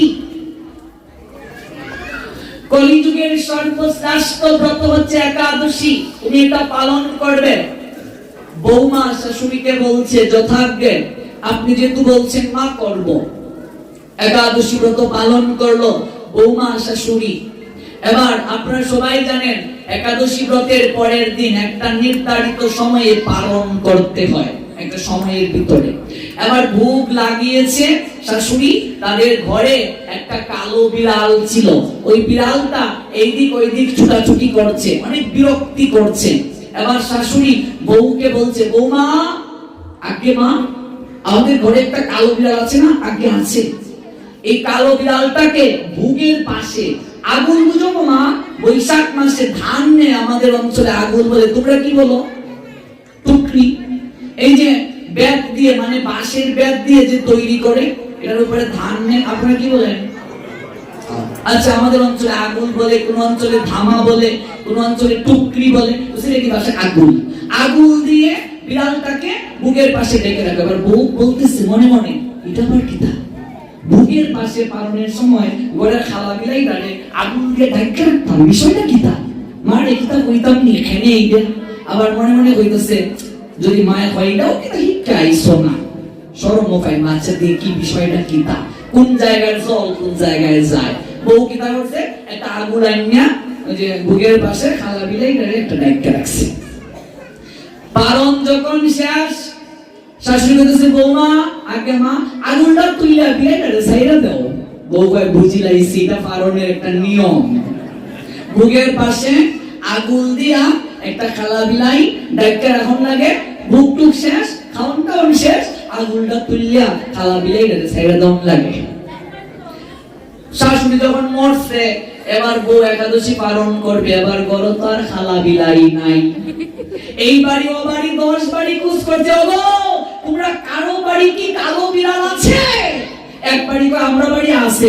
মানে এটা তো মুখটা একটু সাদা, কিন্তু আমি তো দেখছি আমার শাশুড়ি একেবারে খালা বিলাই, একেবারে সর্বাঙ্গে কালো, এইরকম একটা বিলাই দেখতে রাখছে। তোমরা বিলাই তো মুখে দিকে একটু সাদা, এটা রাখলে হইতো না। এই বাড়ি ও বাড়ি 10 বাড়ি, তারপরে কোনো এক বাড়ি গিয়া খালা বিলাই পাওয়া গেছে। খালা বিলাইকে বস্তার ভিতরে ভরতে ভরতে 10টা 2 এর ভিতরে পালন শেষ। শাশুড়ি কেন কালো বিড়াল ঢাকলো? যেন বিড়ালটা ভোগের মাঝে মুখ দিয়ে নষ্ট না করে। বউ কি বুঝলো? এটা পালনের নিয়ম। আমরাও 7 পাকে বিয়া করি, নিয়ম। সিঁদুর দেওয়ান লাগে, নিয়ম। শাখা পরন লাগে, নিয়ম। মুখ চন্ডিকার বাতি আনন লাগে, নিয়ম। আম পাতা আনন লাগে, নিয়ম। গদের উপরে নারকেল বোয়ানি লাগে, নিয়ম। ঠিক না? বৃহস্পতিবারে লক্ষ্মীর ঘট বদলানি লাগে, নিয়ম। কিন্তু ঘট মানে কি? ঘটের মধ্যে 5টা ফুটা দেওয়ান লাগে। এই দেখতে 5টা সাইডটা দিছো, সাইডটা দে না, একটা দে, নিয়ম। 5টা উত্তর নেই। এই যে নিয়ম নিয়ম করে করে হিন্দুর 12টা বেজে যাচ্ছে। ধর্মের তত্ত্ব না জেনে নিয়মের তোয়াক্কা করে, নিয়মের উপর ভর করে এতদিন যাবত আমরা চলছি। আজকে একটু পরিসংখ্যান দেখুন, হাজার হাজার আমার বয়সী ছেলেমেয়েরা কলেজ ইউনিভার্সিটিতে পড়তে গিয়ে লাভ জিহাদের করুণ ফাঁদে পড়ে ধর্মান্তরিত হচ্ছে। একটাই কারণ, সনাতন ধর্ম তত্ত্ব সম্পর্কে তাদের কোনো জ্ঞান নেই। শাস্ত্রটা আমরা পড়ছি না, এটাই মুখ্য কারণ। এই জন্য দেখা দেখি শুধু পালন করলে হবে না, এর তত্ত্ব সম্পর্কে অবগত হতে হবে। কুঞ্জু গোলাকার কেন? বিন্দুকে কেন্দ্র করে বৃত্ত অঙ্কিত হয়। আপনি যেদিন বিয়ের মণ্ডপে উপস্থিত হলেন, মাঝখানে একটা বৃত্ত অঙ্কিত হলো বিন্দুকে কেন্দ্র করে। এটার চারপাশে আপনি ঘুরবেন ঘড়ির কাঁটার নিয়ে। আপনাকে উপলব্ধি করানো হচ্ছে, দেখো একটা নারীর জীবনে বিয়ের পর সমগ্র সৌন্দর্য, তার সমস্ত কিছুর উৎস, সমস্ত কিছুর বিন্দু হচ্ছে তার স্বামী, যাকে কেন্দ্র করে সে সংসার পাচ্ছে, অধিকার পাচ্ছে, সম্পত্তিতে সমস্ত কিছু পাচ্ছে। ওই বিন্দু যদি নারীর জীবনে না থাকে, তাহলে কখনো তার বৃত্ত অঙ্কিত হবে না। কতটুকু চমৎকার দর্শন শিক্ষা দিচ্ছে। স্বামী স্ত্রীর সম্পর্কটা যে কত মধুর। যদি বিবাহ প্রসঙ্গটা আলোচনা করা হয়, যদি শুধু বিবাহ নিয়ে 7 দিন আলোচনা করতে পারতাম, তাহলে কেবল একটু ধারণা দেওয়া যেত। বিবাহের উৎপত্তি থেকে হলো, বিবাহ 8 প্রকার, বাকি বিবাহগুলো কি, আবার আরেকটা বিবাহ আছে। বিবাহটা কি? চয়েসের মাধ্যমে চম্পট, তারপর লক্ষ্মীনারায়ণ মন্দিরে আইয়া এই বিয়ার নাম কি? তা কইতামনি ইচ্ছা আছে। ও আচ্ছা, এটা না করাই ভালো। এই বিবাহের নাম হচ্ছে গান্ধর্ব বিবাহ। এই বিবাহ প্রথম পালিয়ে বিয়ে প্রথম কে করেছিল? মহাভারতে দুষ্মন্ত আর শকুন্তলা। এরাই সর্বনাশ করছে, পয়লা ওরাই দেখাইছে। এখন তো আমাদের পোলাপান হরিব। কিন্তু এই দুষ্মন্ত শকুন্তলার জীবন কখনো সুখের হয় নাই। সারা বাংলায় ঘুরে দেখেছি, যারা এই কার্য অবলম্বন করেছেন, ৯৯% মানুষেরই দাম্পত্য জীবন সুখের হয় নাই। পিতামাতার গুরুজনদের আশীর্বাদ ছাড়া কোনোদিন আপনি ভালো থাকতে পারবেন না। আমার বয়সী যুবকদেরকে বলছি, কস্মিন কালেও সম্ভব নয়। দুষ্মন্ত শকুন্তলার জীবন ভয়াবহ হয়ে উঠেছিল এই বিবাহে। এক পর্যায়ে দুষ্মন্ত শকুন্তলার জীবন দুর্বিষহ হয়ে যন্ত্রণায় ভরে গিয়ে ছাড়াছাড়ি পর্যন্ত হয়ে গিয়েছিল। এটাকে গান্ধর্ব বিবাহ বলা হয়। এটাও শাস্ত্রে আছে, শাস্ত্রে নেই যে তা নয়। এইভাবে 8 প্রকার বিবাহ আমাদের সমাজে প্রচলিত আছে। আমরা যে বিবাহটা করছি, অগ্নিকে সাক্ষী রেখে, সপ্ত প্রদক্ষিণ দিয়ে, এই বিবাহের নাম হচ্ছে ব্রাহ্ম বিবাহ। 7 পাকের ঘটনাটা অবশ্যই কালকে বলবো। সিঁদুরের প্রসঙ্গটা ছিলাম, একটু শেষ করি। এই সিঁদুরকে বলা হয়েছে মা দুর্গার প্রতীক, শক্তির প্রতীক। সিঁদুর দেবে কয় জায়গায়? 5 জায়গায় সিঁদুর দিতে হয়। 5 জায়গায় যে সিঁদুর দিবে, প্রথমে কোথায় সিঁদুর দিতে হয়? সিঁথিতে। কোন আঙ্গুল দিয়ে সিঁদুর দিতে হয়? এই 5টা আঙ্গুলের 5টা গুণ রয়েছে।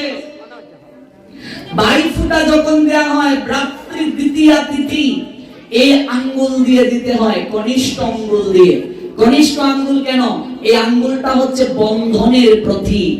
দেখবে বিবাহের সময় স্বামী স্ত্রী যখন ঘুরে, এই আঙ্গুলের সঙ্গে আঙ্গুল দিয়ে দেওয়া হয়। ঠিক বলছি তো? এটা হচ্ছে বন্ধনের প্রতীক, মানে স্বামী স্ত্রীর সম্পর্কের বন্ধন যেন চির অটুট থাকে। এই 5টা আঙ্গুলের 5টা গুণ রয়েছে। আপনি এই আঙ্গুলটা সাধারণত কোনো মঙ্গলজনক কাজে ব্যবহার হয় না। ঠিক বলছি? এটা যেমন দুষ্কৃতা গো, এটারে 10-এর বাহির কইরা রাখলাম, সমাজের বাহির। জপমালায় যখন জপ করা হয়, এই আঙ্গুলটা বাহিরে রাখা হয়। ঠিক কি ঠিক না? কখনো কি মনে প্রশ্ন লাগছে এই আঙ্গুলটার দুষ্কৃতা? এই আঙ্গুল যদি জিগায় আমার দুষ্কৃতা, আমারে বাইরে রাখবে না। এই আঙ্গুল হচ্ছে ক্রোধের প্রতীক। কিসের প্রতীক? এই আঙ্গুল নামাইয়া কথা কও। কোন আঙ্গুল যায়? রমাকান্তর মার সাহস কত, আমার লগে আঙ্গুল বাতাইয়া কথা কয়। কোন আঙ্গুল যায়? কেউ কি তা কয়নি? আঙ্গুল নামাইয়া কথা কও। এটা দিলে তো স্পিডেই না, আঙ্গুল নামাইয়া কথা কও। কোন আঙ্গুল যায়? টকশোর মাঝে দেখবে, বাপরে বাপরে বাপ, আপনি আঙ্গুল নামিয়ে কথা বলুন, আপনি কথা বলুন। এই আঙ্গুলের ছড়াছড়ি। এত আঙ্গুল থাকতে এই আঙ্গুলটা কেন যায়? এটারও তো নিশ্চয়ই কারণ আছে। এটার শাস্ত্রীয় কারণ, একটা লীলা আছে। আচ্ছা, আমরা যাবো ধীরে ধীরে। কত কথা বলতাম, একটার সঙ্গে কতটা যুক্ত। এই 5 আঙ্গুলের 5টা গুণ রয়েছে। এই অঙ্গুলিটা হচ্ছে বিজয়ের প্রতীক। দেখবে যুদ্ধক্ষেত্রে যখন যাওয়া হয়, তখন এই অঙ্গুলি দিয়ে পরিয়ে দেওয়া হয়। ঠিক ঠিক না? এরকম বিজয়। সন্তান যখন কোন জায়গায় যাবে, মা 5টা আঙ্গুলের মাঝে সন্তানের কনিষ্ঠ আঙ্গুলির মাঝে কামড় দেয়, দেখি দেয় না? বাকি আঙ্গুল থাকতে কানি আঙ্গুলে কামড় দাও কেন? হ্যাঁ, অনেক কারণ। পৃথিবীতে সন্তানের জীবনে যদি মায়ের আশীর্বাদ থাকে, যাত্রাকালে সেই সন্তান কস্মিন কালেও বিপদের সম্মুখীন হবে না, প্রশ্ন উঠে না। যাত্রাকালে মা কনিষ্ঠ আঙ্গুলিতে কামড় দিয়ে, বৃদ্ধা পায়ের আঙ্গুলির ধুলো দিয়ে একটু গাভীর গোবরের সঙ্গে মিশিয়ে যদি রক্ষা ফুটা দিয়ে দেয়, তাহলে সন্তানের কখনো জীবনে বিপত্তি হবে না। এটা যশোমতী মা নিজে গোপালকে দিয়ে দিতেন গোচারণে যাওয়ার সময়। অনেক বিষয় আছে, এগুলো বিস্তারিত কালকে বলবো। মনে রাখবেন, মায়ের আশীর্বাদের শক্তি যে কত বড় সন্তানের জীবনে। আর প্রত্যেক আমার বয়সী ছেলে মেয়েদেরকে বলি, এটা খুব দরকার, যেটা আমি করি, এই জন্য আপনাদেরকে বলছি। কোন জায়গায় যাওয়ার পূর্বে অবশ্যই পিতা এবং মাতা, বাবা মাকে অবশ্যই প্রণাম দিয়ে যেতে হবে। কোন জায়গায় যাওয়ার পূর্বে মা বাবাকে অবশ্যই প্রণাম দিয়ে যাওয়া উচিত। এই সংস্কৃতি আজ আমার বয়সী ছেলে মেয়েরা একেবারে নষ্ট করে ফেলছে, তাহলে সেই সন্তানের কখনো অমঙ্গল হবে না। কোন জায়গা থেকে এসে অবশ্যই পিতামাতা, শ্বশুর শাশুড়িকে প্রণাম দেওয়া উচিত, বয়োজ্যেষ্ঠদেরকে প্রণাম দেওয়া উচিত। এটা খুবই দরকার, খুবই প্রয়োজন। যশোমতী মা গোপাল যখন গোচারণে যেতেন, তখন গাভীর গোবরের ফুটা দিয়ে দিতেন। এখনকার মায়েরা ছোট্ট বাচ্চাদের কপালের মাঝে কাজলের ফুটা দেয়, দেখি দেয় না? এটা কেন দেওয়া লাগে? নজর যেতে না লাগে, নজর না লাগে যেন চাঁদেরও গায়ে।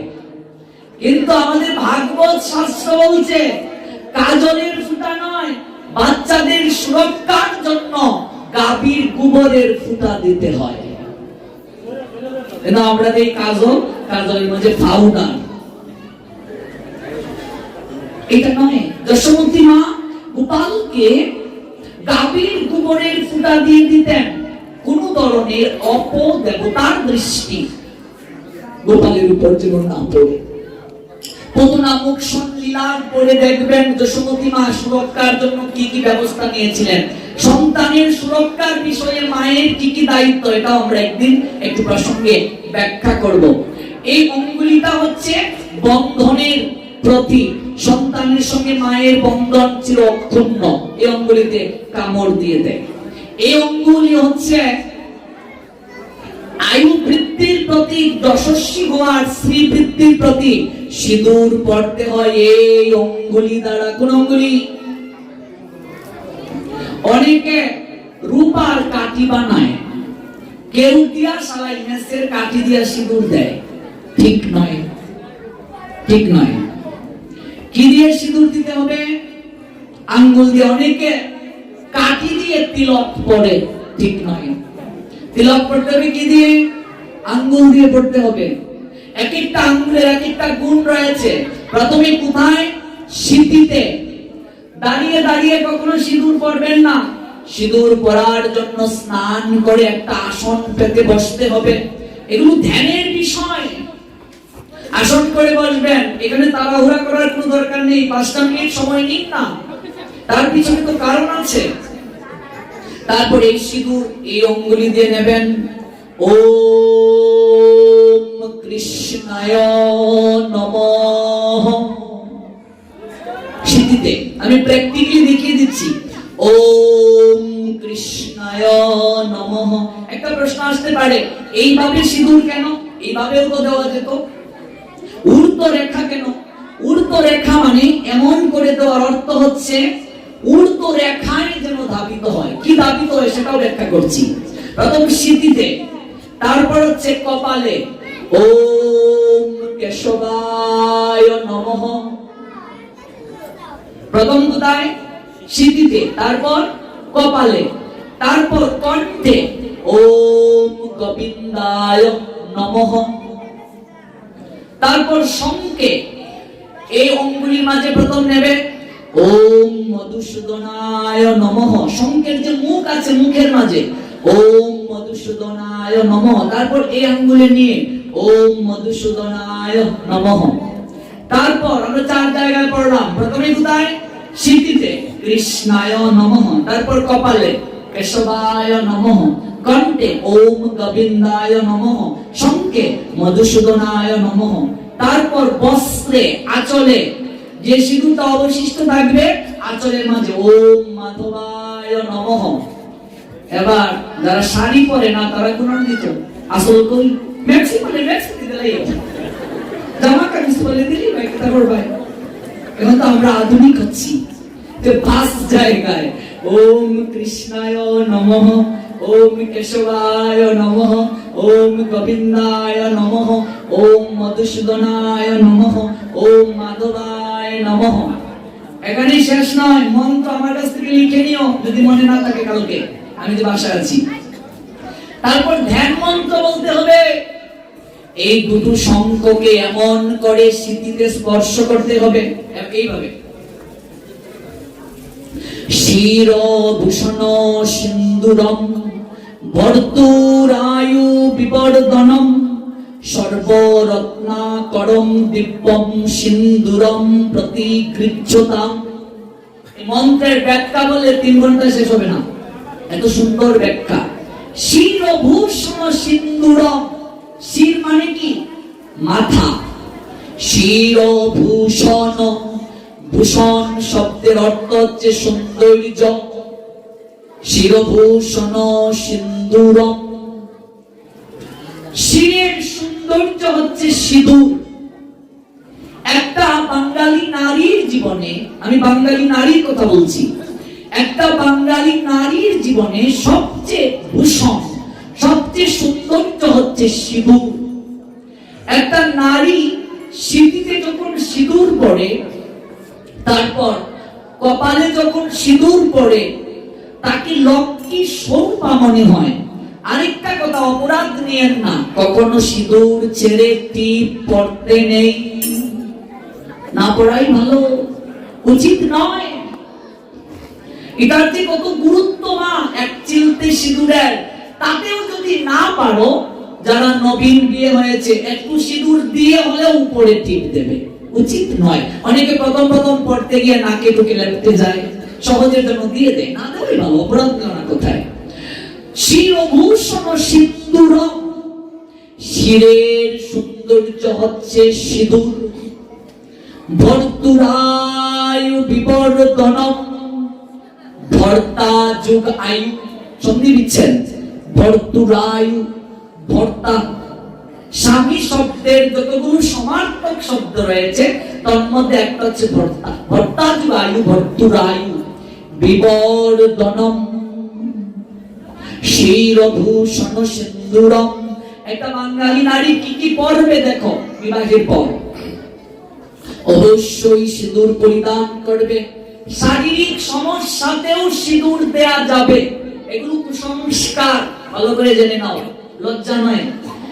আজকে মেডিকেল সায়েন্স বলছে ফিজিক্যালি ট্রাবল মানে পরিষ্কার পরিচ্ছন্ন থাকা, আর কোনো কিছু নয়। এক সময় শারীরিক সমস্যার নামে আগের শাশুড়িরা বউদেরকে নির্যাতন করেছে। এই মাঘ মাসের শীতের মাঝে আপনাদের নিশ্চয় অভিজ্ঞতা আছে, মাটির মাঝে ঘুম পাড়াইছে, ল্যাব দেয় নাই, তুষক দেয় নাই, খাতা দেয় নাই। ওরে বাপরে, ভাগবত শাস্ত্র বলছে একটা মায়ের ফিজিক্যালি প্রবলেম মানে হচ্ছে একটা নারীর পূর্ণতা। তুমি ভালো করে বুঝো, যার রেজাল্ট আমরা সবাই, যার ফসল আমরা সবাই। নারীকে অবশ্যই সম্মান করতে হবে। নারীর সম্মান যে কত উপরে আপনি কল্পনাও করতে পারবেন না। পৃথিবীতে আমাদের ধর্ম সনাতন নারীকে সর্বোত্তম মর্যাদা দিয়েছে, সর্বোত্তম দেবীর মর্যাদা দিয়েছে। আমরা এতদিন শুধু জেনে এসেছি কেবল স্ত্রী স্বামীকে দেবতা জ্ঞানে পূজা করবে, তো স্বামীর দায়িত্বটা কি স্ত্রীর প্রতি? এটা তো আলোচনা হয় না। পুরুষতান্ত্রিক সমাজ অনাদিকাল থেকে নারীদেরকে নিচে রাখার প্রচেষ্টা করছে। আমাদের মহাভারত শাস্ত্র বলছেন একটা নারী পুরুষকে অর্থাৎ স্বামীকে দেবতা জ্ঞানে পুজো করবে, সম্মান করবে, প্রণাম করবে। একটা স্বামীরও দায়িত্ব প্রতিদিন অন্তর থেকে তার স্ত্রীকে প্রণাম দেওয়া। বলবি আবার কি কথা, দৌড়ে প্রণাম দিতাম? বিষয় এটা নয়, তত্ত্ব বুঝতে হবে। নারীকে আত্মশক্তি মহামায়া বলা হয়েছে। আত্মশক্তি মহামায়া, বউকে প্রণাম নয়। নারীর মাঝে যে শক্তি রয়েছে, শক্তি, যে শক্তি একটা পুরুষকে শক্তিমান করে, শক্তিমান। আপনি যেদিন থেকে একটা নারীর সিঁথিতে সিঁদুর দিয়েছেন, সিঁদুরের রং লাল, লাল রং মানে রজগুণের প্রতীক, শক্তির প্রতীক, সূর্যের প্রতীক। এই জগতে যত শক্তি সার্কুলেশন করা হয়, সাপ্লাই করা হয়, কোথা থেকে আসে? সূর্য থেকে। সূর্য হচ্ছে সমস্ত শক্তির উৎস। সেই সূর্যের প্রতীক হচ্ছে নারী। একটা নারী পুরুষের জীবনে শক্তি। নারী শক্তির ব্যবহার যদি সঠিকভাবে করা যায়, একটা পুরুষের জীবন স্বর্গময় হয়ে যেতে পারে। আর এই নারী শক্তির যদি অপব্যবহার করা হয়, একটা পুরুষের জীবন, সংসার জীবন নরকের যন্ত্রণায় ভরে যেতে পারে। এই জন্য প্রবাদ রয়েছে, সংসার সুখের হয় রমণীর গুণে। তাহলে কি পুরুষের কোনো অবদান নেই? অবশ্যই আছে। আমাদের বয়সী ছেলেরা ফেসবুকে স্ট্যাটাস দেয়, আমার একটা লক্ষ্মী বউ দরকার। লক্ষ্মী শব্দটার ব্যবহার নিয়ে আমি বাংলা সাহিত্যের ছাত্র, বড় সমস্যায় আছি। এক সময় লক্ষ্মী কেবল দেবী লক্ষ্মীকে বলা হতো, তারপর লক্ষ্মী শব্দের ব্যবহার শুরু হলো। লক্ষ্মীর আচরণ যে বউয়ের মাঝে, যে নারীর মাঝে, তাকে লক্ষ্মী বলা হতো। তারপর ধীরে ধীরে বয়ফ্রেন্ড গার্লফ্রেন্ডকে লক্ষ্মী বলতে শুরু করলো। লক্ষ্মী শোনা, রাগ করো না, একটু হাসো প্লিজ। এবার গার্লফ্রেন্ড বয়ফ্রেন্ডকে লক্ষ্মী ডাকতে শুরু করলো। এবার কোথায় যাব? আমি বাংলা ব্যাকরণের স্টুডেন্ট হিসেবে, আমি যেহেতু বাংলা সাহিত্যে গ্রাজুয়েশন মাস্টার্স করেছি, আমি বড় বিপদে আছি এই লক্ষ্মী শব্দের ব্যবহার নিয়ে। এখনকার গার্লফ্রেন্ড বয়ফ্রেন্ডকেও বলে লক্ষ্মী সোনা, রাগ করো না। বয়ফ্রেন্ড গার্লফ্রেন্ডকে বলে লক্ষ্মী সোনা, রাগ করো না। এবার লক্ষ্মী কোন জায়গায় ব্যবহার, এই নিয়েও কনফিউশন শুরু হয়ে গেছে। আমার একটা লক্ষ্মী বউ দরকার। আমি ফেসবুকের স্ট্যাটাস দিকে দাঁড়িয়ে কইলাম, তুমি লক্ষ্মী বউ দরকার, কিন্তু লক্ষ্মী থাকে কই জানো? লক্ষ্মী কখনো নারায়ণকে ছাড়া থাকে না। তুমি আগে নারায়ণ হও, তোমার জীবনে আপনা থেকেই লক্ষ্মী চলে আসবে। আমি জীবনে নারায়ণ হইতাম না, আমার লক্ষ্মী বউ দরকার। এই জন্যই তো লক্ষ্মীকেও মাঝে মাঝে অসুরের কাছে যেতে হয়েছিল। মনে রাখবেন, আমরা সংসারী কেবল লক্ষ্মী বউ বলে চিৎকার করি। আমি পুরুষ কি নারায়ণ হওয়ার চেষ্টা করছি? এটাও কিন্তু ভাবা দরকার, এটাও কিন্তু হৃদয়ে আসা দরকার। সংসার শুধু রমণীর গুণে সুখী হয় না। রমণী কাকে বলে? রমণী আসলো থেকে। রমণী শব্দটা এসেছে রমণ থেকে। পুরুষকে বলা হয় রমণ। রমণীর স্ত্রীলিঙ্গ রমণী। রমণ আসলো থেকে? রমণ আসলো রাম থেকে। রাম থেকে রমণ, রমণ থেকে রমণী। রমণী মানে আনন্দ বর্ধিনী শক্তি। মা কালী, মা দুর্গার একটা নাম হচ্ছে আনন্দময়ী। ওই আনন্দময়ীর অংশ একটা নারীর মাঝে আছে। এই জন্য নারীকে বলা হয় রমণী। রমণী মানে আনন্দ বর্ধিনী শক্তি। মা হচ্ছেন রমণী, নারী হচ্ছেন রমণী। একটা নারীকে যখন সৃষ্টি করা হয়েছে, তখন তাকে বিশেষ উপাদান দিয়ে সৃষ্টি করা হয়েছে, যেটা পুরুষের মাঝেও দেয়া হয়ে নাই। তাহলে কেন? কারণ কি? নারীকে বলা হয় প্রকৃতি। ভালো করে বুঝো, অল্প সময়ে তো ব্যাখ্যা করতে পারবো না, সময় দরকার। বলছেন আনন্দ বর্ধিনী শক্তি, প্রকৃতি। মা নেই গৃহে যার, সংসার অরণ্য তার। হেরিলে মায়ের মুখ, দূরে যায় সকল দুঃখ। যে গৃহে নারী নেই, যে গৃহে রমণী নেই, লক্ষ্মী হারা মনে হয়। অথচ আমাদের সমাজে এখনো কন্যা সন্তান হলে শাশুড়ির মুখ ফুলে যায়, মেয়ে হলে শ্বশুরের মনে কষ্ট হয়ে যায়, মেয়ে হলে মা বাবা মন খারাপ হয়ে যায়, ছেলের জন্য 8টা 10টা পর্যন্ত রিস্ক নিতে বাধ্য থাকেন। বিষয়টা এমন নয়, এমন নয়। এটা পুরুষতান্ত্রিকতার একটা ফসল। আমি সবসময় সংস্কারে বিশ্বাসী। একজন আলোচক সংস্কারক হবে, মনে রাখবেন। আমরা ধার্মিক হব, আমরা যেন ধর্মান্ধ না হই।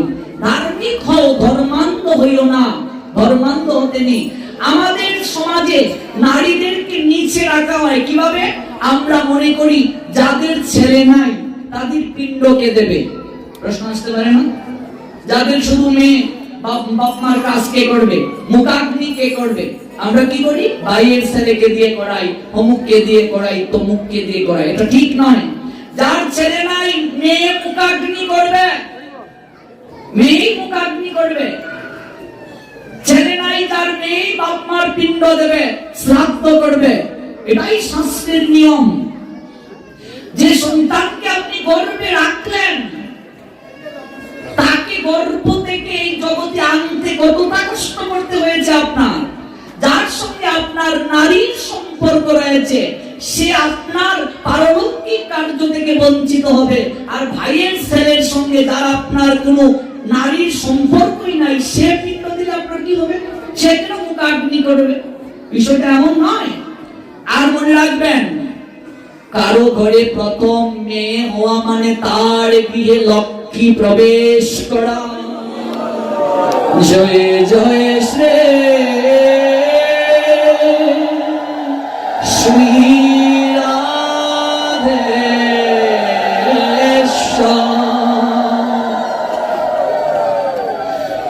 এগুলো এই যে মানসিকতা, এ থেকে আমাদের বের হয়ে আসতে হবে। আমাদের সনাতন শাস্ত্র নারীর মর্যাদা সবার উপরে দিয়েছে, দেবীর উপরে। প্রত্যেক পুরুষকে, স্বামীকে স্ত্রী দেবতা জ্ঞানে পূজা করবে, দেবতা জ্ঞানে। সেই স্বামীকেও তো স্বামীর মতো হতে হবে। প্রত্যেক স্বামী তার স্ত্রীকে আদ্য শক্তি মহামায়া রূপে অন্তর থেকে একটা প্রণাম দেবে। এটা মহাভারতে আছে। পাঞ্চালীর যখন রাজসভা হচ্ছে, দ্রৌপদীর রাজসভা, কি রাজসভা? স্বয়ংবর রাজসভা। সেই জায়গায় পঞ্চ পাণ্ডব ব্রাহ্মণের বেশ ধারণ করে গিয়েছিলেন, ছদ্মবেশ ধারণ করে গিয়েছিলেন। অনেক রাজা মহারাজরা সেখানে আমন্ত্রিত হলেন। তন্মধ্যে রুক্মিণীর ভাই রুক্সিন ছিলেন। রুক্মিণীকে ভগবান কৃষ্ণের মহিষীদের মাঝে একজন।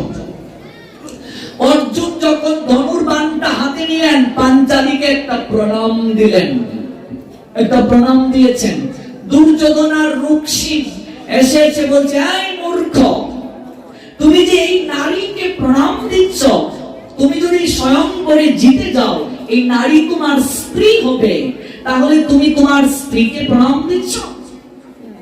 ভগবান কৃষ্ণ বলছিলেন রুক্মিণীকে, আপনার এখনো এই জ্ঞান হয় নাই। প্রত্যেকটা নারীর মাঝে আদ্য শক্তি মহামায়া দুর্গা কিংবা কালীর একটা শক্তি রয়েছে। ওই শক্তিটাকে প্রত্যেক পুরুষের দায়িত্ব, স্বামীর দায়িত্ব প্রণাম দিয়ে সতেজ রাখা, শক্তিটাকে সঞ্চারিত করে দেওয়া। ওই রুক্মিণী ব্রাতা, আমি আপনার ভগিনী রুক্মিণীকে অন্তর থেকে প্রত্যেক দিন একটা করে প্রণাম নিবেদন করি। যত যত আচরতি শ্রেষ্ঠ তত্তৎ এবং ইতর জনঃ সজত প্রমাণম কুরুতে লোক তৎ অনুবর্ততে। যেটা রামকৃষ্ণ পরমহংসদেব তার স্ত্রী সারদা দেবীকে সেই মর্যাদা দিয়েছিলেন। রবি ঠাকুর বলছিলেন, নারীর শরীর স্পর্শ পুরুষ করতে পারে, কিন্তু হৃদয়কে সব পুরুষ স্পর্শ করতে পারে না। হৃদয়কে স্পর্শ করতে গেলে সাধনার প্রয়োজন। নারীর যে শক্তি, এই শক্তিকে সাধনা করে দেবতারাও পর্যন্ত কুল পায় নাই। নারীর মাঝে দেখো কত শক্তি রয়েছে। জলের ন্যায় নারী, যে পাত্রে জলকে রাখা হয় সেই পাত্রেই জল আকার ধারণ করে। এই নারী বাবার গৃহে যখন থাকে তখন সে কোনো বাবার কন্যা। বাবাকে কেউ কিছু বললে, ভাইদেরকে কেউ কিছু বললে সে সহ্য করতে পারে না। এই নারী যখন বিবাহ বন্ধনে আবদ্ধ হয়ে আসে, তার কাছে একটা অজানা অচেনা পরিবেশ, একটা অজানা অচেনা পুরুষ। চিন্তা করে দেখুন তার শক্তি কি। সে তার স্নেহ দ্বারা, প্রীতি দ্বারা, ভালোবাসা দ্বারা মুহূর্তের মাঝে সেই সংসারটাকে সাজিয়ে তোলে। ঠিক বলছি তো?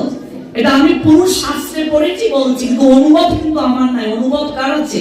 নারীর আছে। এটা অনুভবটা আমার নেই। আমি তার শাস্ত্রের কথাগুলো বলছি, অভিজ্ঞতার কথা বলছি।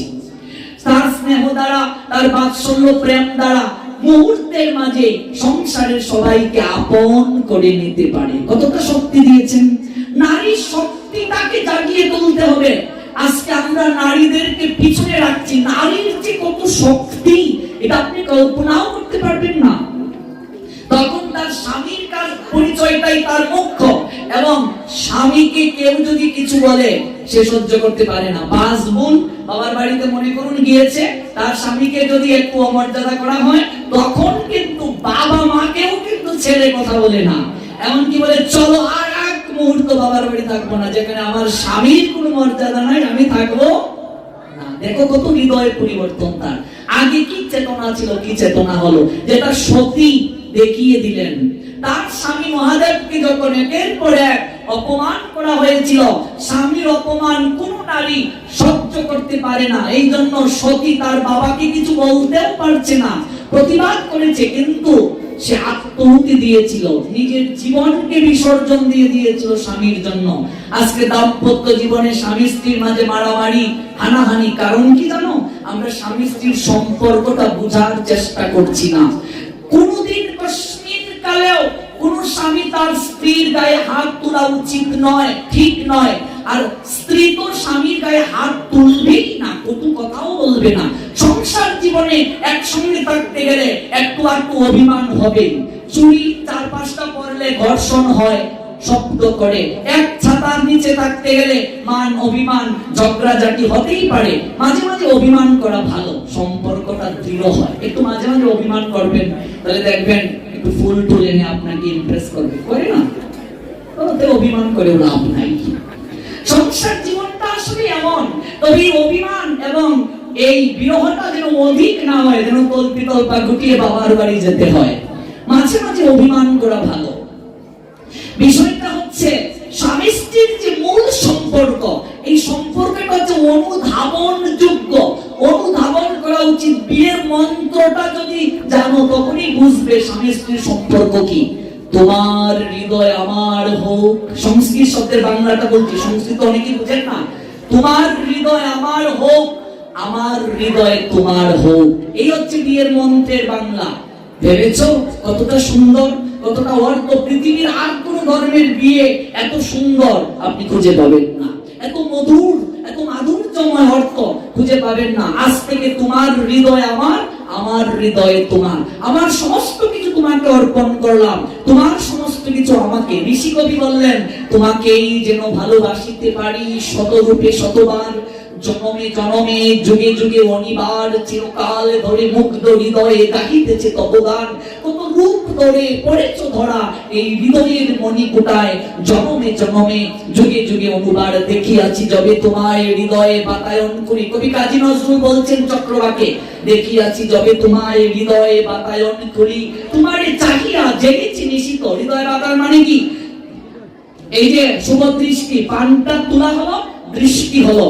দেখিয়াছি যবে তোমায় হৃদয়ে বাতায়ন করি, তোমারে চাহিয়া জেগেছি নিশিত, গিয়াছি গো ভালোবাসি। তোমার অন্তরে বা তোমার হৃদয়ে কন্দরে লিখিলাম আমি আমার প্রণয়ে লেখা। এইটুকু হোক সান্ত্বনা মোর, হোক না হোক দেখা। কতবার যে ওই দেখার জন্য, ওই দর্শনের জন্য অপেক্ষার প্রবর্তন ছিলাম। ওই ভালোবাসা যেন চির অম্লান থাকে। অগ্নিকে সাক্ষী রেখে এই কথাগুলো বলে আসার পরে 4-5 বছর, প্রথম বছর বিবাহ বার্ষিকী, বাপরে বাপরে বাপ, কত আয়োজন, কত রোমান্টিক কথা, কত উপহার। 4-5 বছর যাওয়ার পরে কোন দিন বিয়া হইছে বিয়ার তারিখটাই মনে নাই। ঠিক ঠিক না? কারণ কি জানো?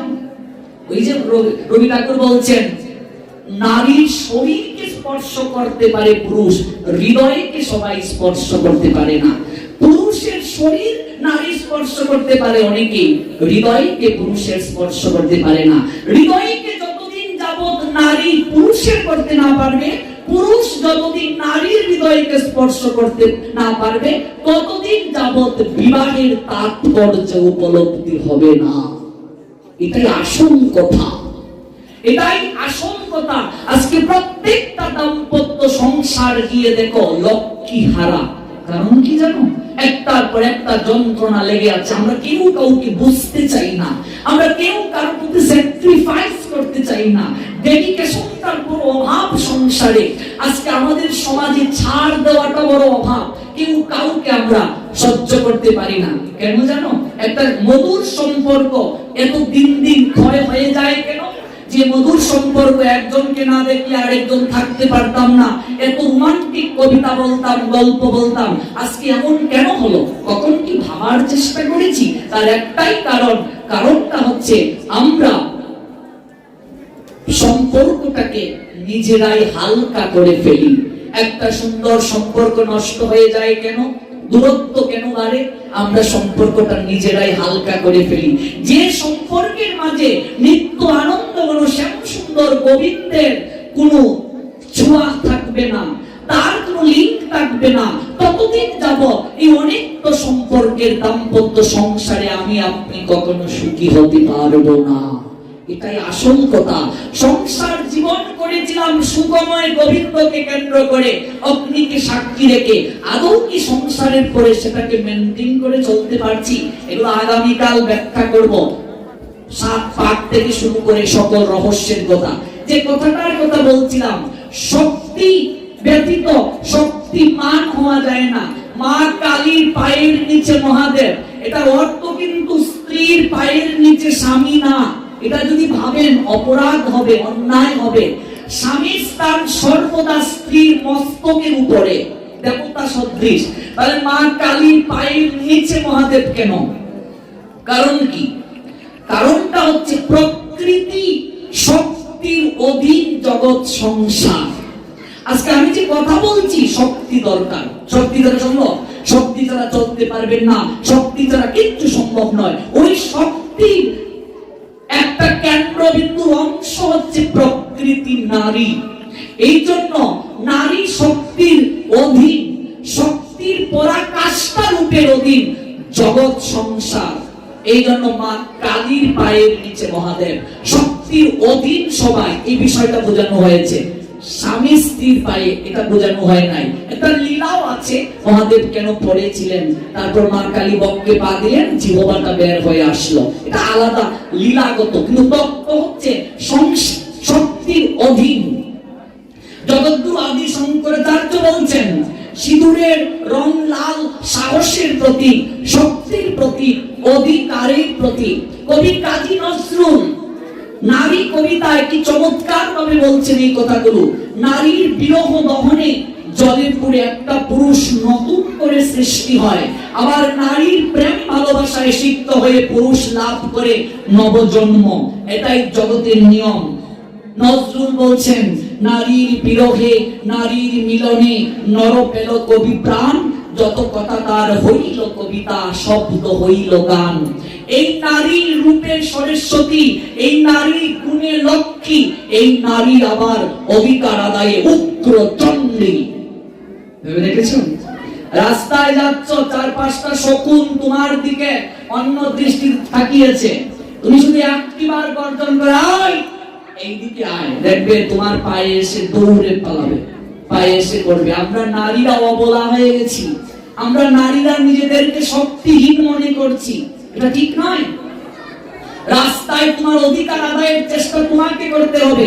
আজকে 6 বছরের বাচ্চা থেকে 80 বছরের বৃদ্ধা পর্যন্ত রাস্তায় ধর্ষিতা হচ্ছে। কারণ কি? কি কারণ? আমি নারী, আমার অধিকার কি, আমার শক্তি কি আমি আবিষ্কার করতে পারছি না। শুধু রাস্তায় একটু এদিকে আয়, দেখবে সব শেষ, ঠান্ডা হয়ে গেছে। এই জন্য নারীকে শুধু সরস্বতী হয়ে থাকলে হবে না, লক্ষ্মী হয়ে থাকলে হবে না, মাঝে মাঝে নারীকে কালীর রূপ ধারণ করতে হয়। এই যে কালী পূজা, এটা তো এক একটা শক্তির প্রকাশ। মা দুর্গা যিনি, কালীও তিনি। তত্ত্বগত দিক থেকে মা দুর্গা তিনি, কালীও তিনি, সরস্বতীও তিনি, লক্ষ্মীও তিনি। এক একটা নারীর এক একটা পর্যায়ে, এক একটা পরিস্থিতিতে, এক একটা গুণের, এক একটা রূপের প্রতিরূপ হচ্ছে এগুলো। এই জন্য ওই শক্তিকে ব্যবহার করা দরকার। বিশ্বে যা কিছু মহান সৃষ্টি, চিরকল্যাণকর, অর্ধেক তার করিয়াছে নারী, অর্ধেক তার নর। এ বিশ্বে যত ফুটি আছে ফুল, ফলি আছে যত ফল, নারী দিল তাকে রূপ, রস, মধু, গন্ধ সুনির্মল। এগুলো আগামীকাল বিস্তারিত ব্যাখ্যা করব। শুধু একটা প্রশ্নের উত্তর দিয়ে, যে প্রশ্নটা এসেছে, একজন প্রশ্ন করেছেন, শূদ্র যদি প্রসাদ বুঝি বৈষ্ণব হয়, তাহলে কি মন্দিরের পুরোহিত হতে পারবে? অফকোর্স পারবে।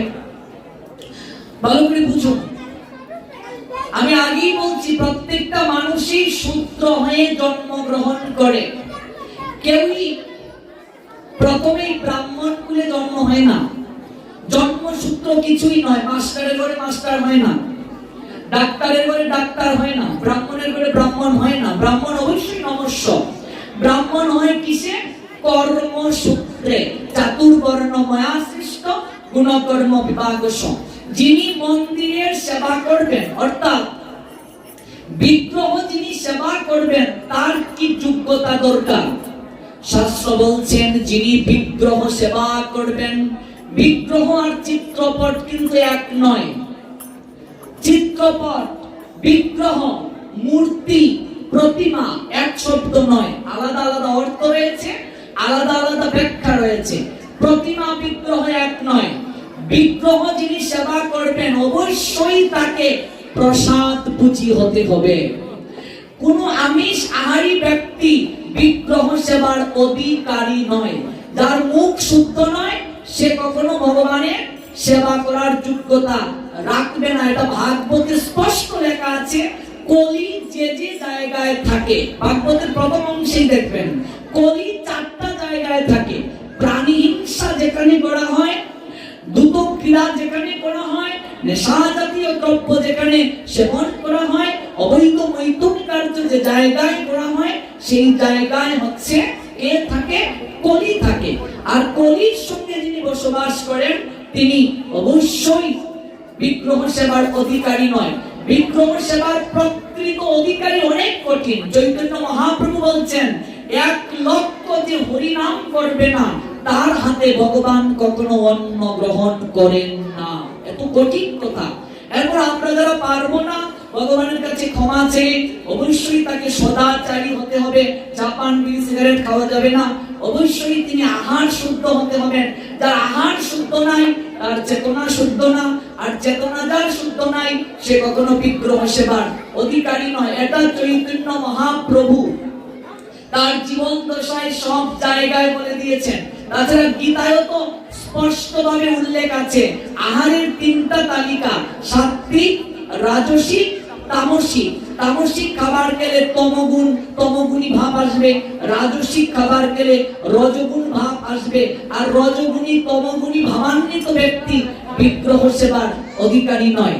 বিগ্রহ যদি বিষ্ণু তত্ত্বের বিগ্রহ হয়, মনে করুন ভগবান কৃষ্ণ, ভগবান বিষ্ণু, কিংবা আপনাদের লক্ষ্মী নারায়ণ, কিংবা মনে করুন জগন্নাথ ইত্যাদি যত বিগ্রহ হবে, অবশ্যই তার কণ্ঠে তুলসীর মালা থাকতে হবে।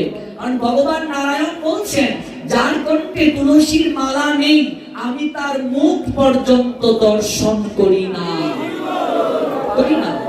জয় জয় শ্রী রাধে শ্যাম। কোথায় আছে এই কথা? এটা কি আমার মন করা কথা না শাস্ত্রের কথা? এটা কালকে ব্যাখ্যা করব। ব্যাখ্যা না করলে তো বুঝবেন না শাস্ত্রে কোথায় আছে। এটা দেবী তুলসীকে বলছিলেন ভগবান নারায়ণ, যখন শঙ্খচূড়ের রূপ ধারণ করে ভগবান নারায়ণ তুলসীর সঙ্গে মিলিত হয়েছিলেন, তখন তুলসী বলেছিলেন যে তুমি আমার সঙ্গে এহেন কার্য করলে।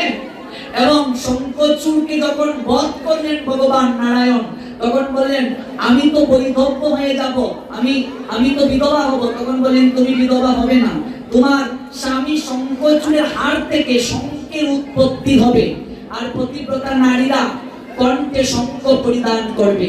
আর হে তুলসী, তোমার দেহ অন্তে বৃক্ষের উৎপন্ন হবে, এবং ওই কাষ্ঠ দ্বারা তুলসীর মালা নির্মিত হবে। আমার ভক্ত যারা হবে অবশ্যই তাদের কণ্ঠে তুলসীর মালা থাকতে হবে। যাদের কণ্ঠে তুলসীর মালা নেই, আমি তাদের মুখ পর্যন্ত দর্শন করব না। 56 ব্যঞ্জন যদি আমাকে রন্ধন করে দেওয়া হয়, আমি খাবো দূরের কথা, চেয়েই দেখবো না। সেই ব্যঞ্জনের মাঝে যদি তুলসী পত্র না দেয়া হয়। চৈতন্য চরিতামৃতে বহু জায়গায় দৃষ্টান্ত আছে, কালকে রেফারেন্স সহ বলবো, আর জাস্ট একটু উল্লেখ করলাম। ভক্তবৃন্দ, আজকে যে জায়গায় কথার বিশ্রাম টানছি, আগামীকাল সেই জায়গা থেকে আমরা পুনরায় শ্রবণ করব।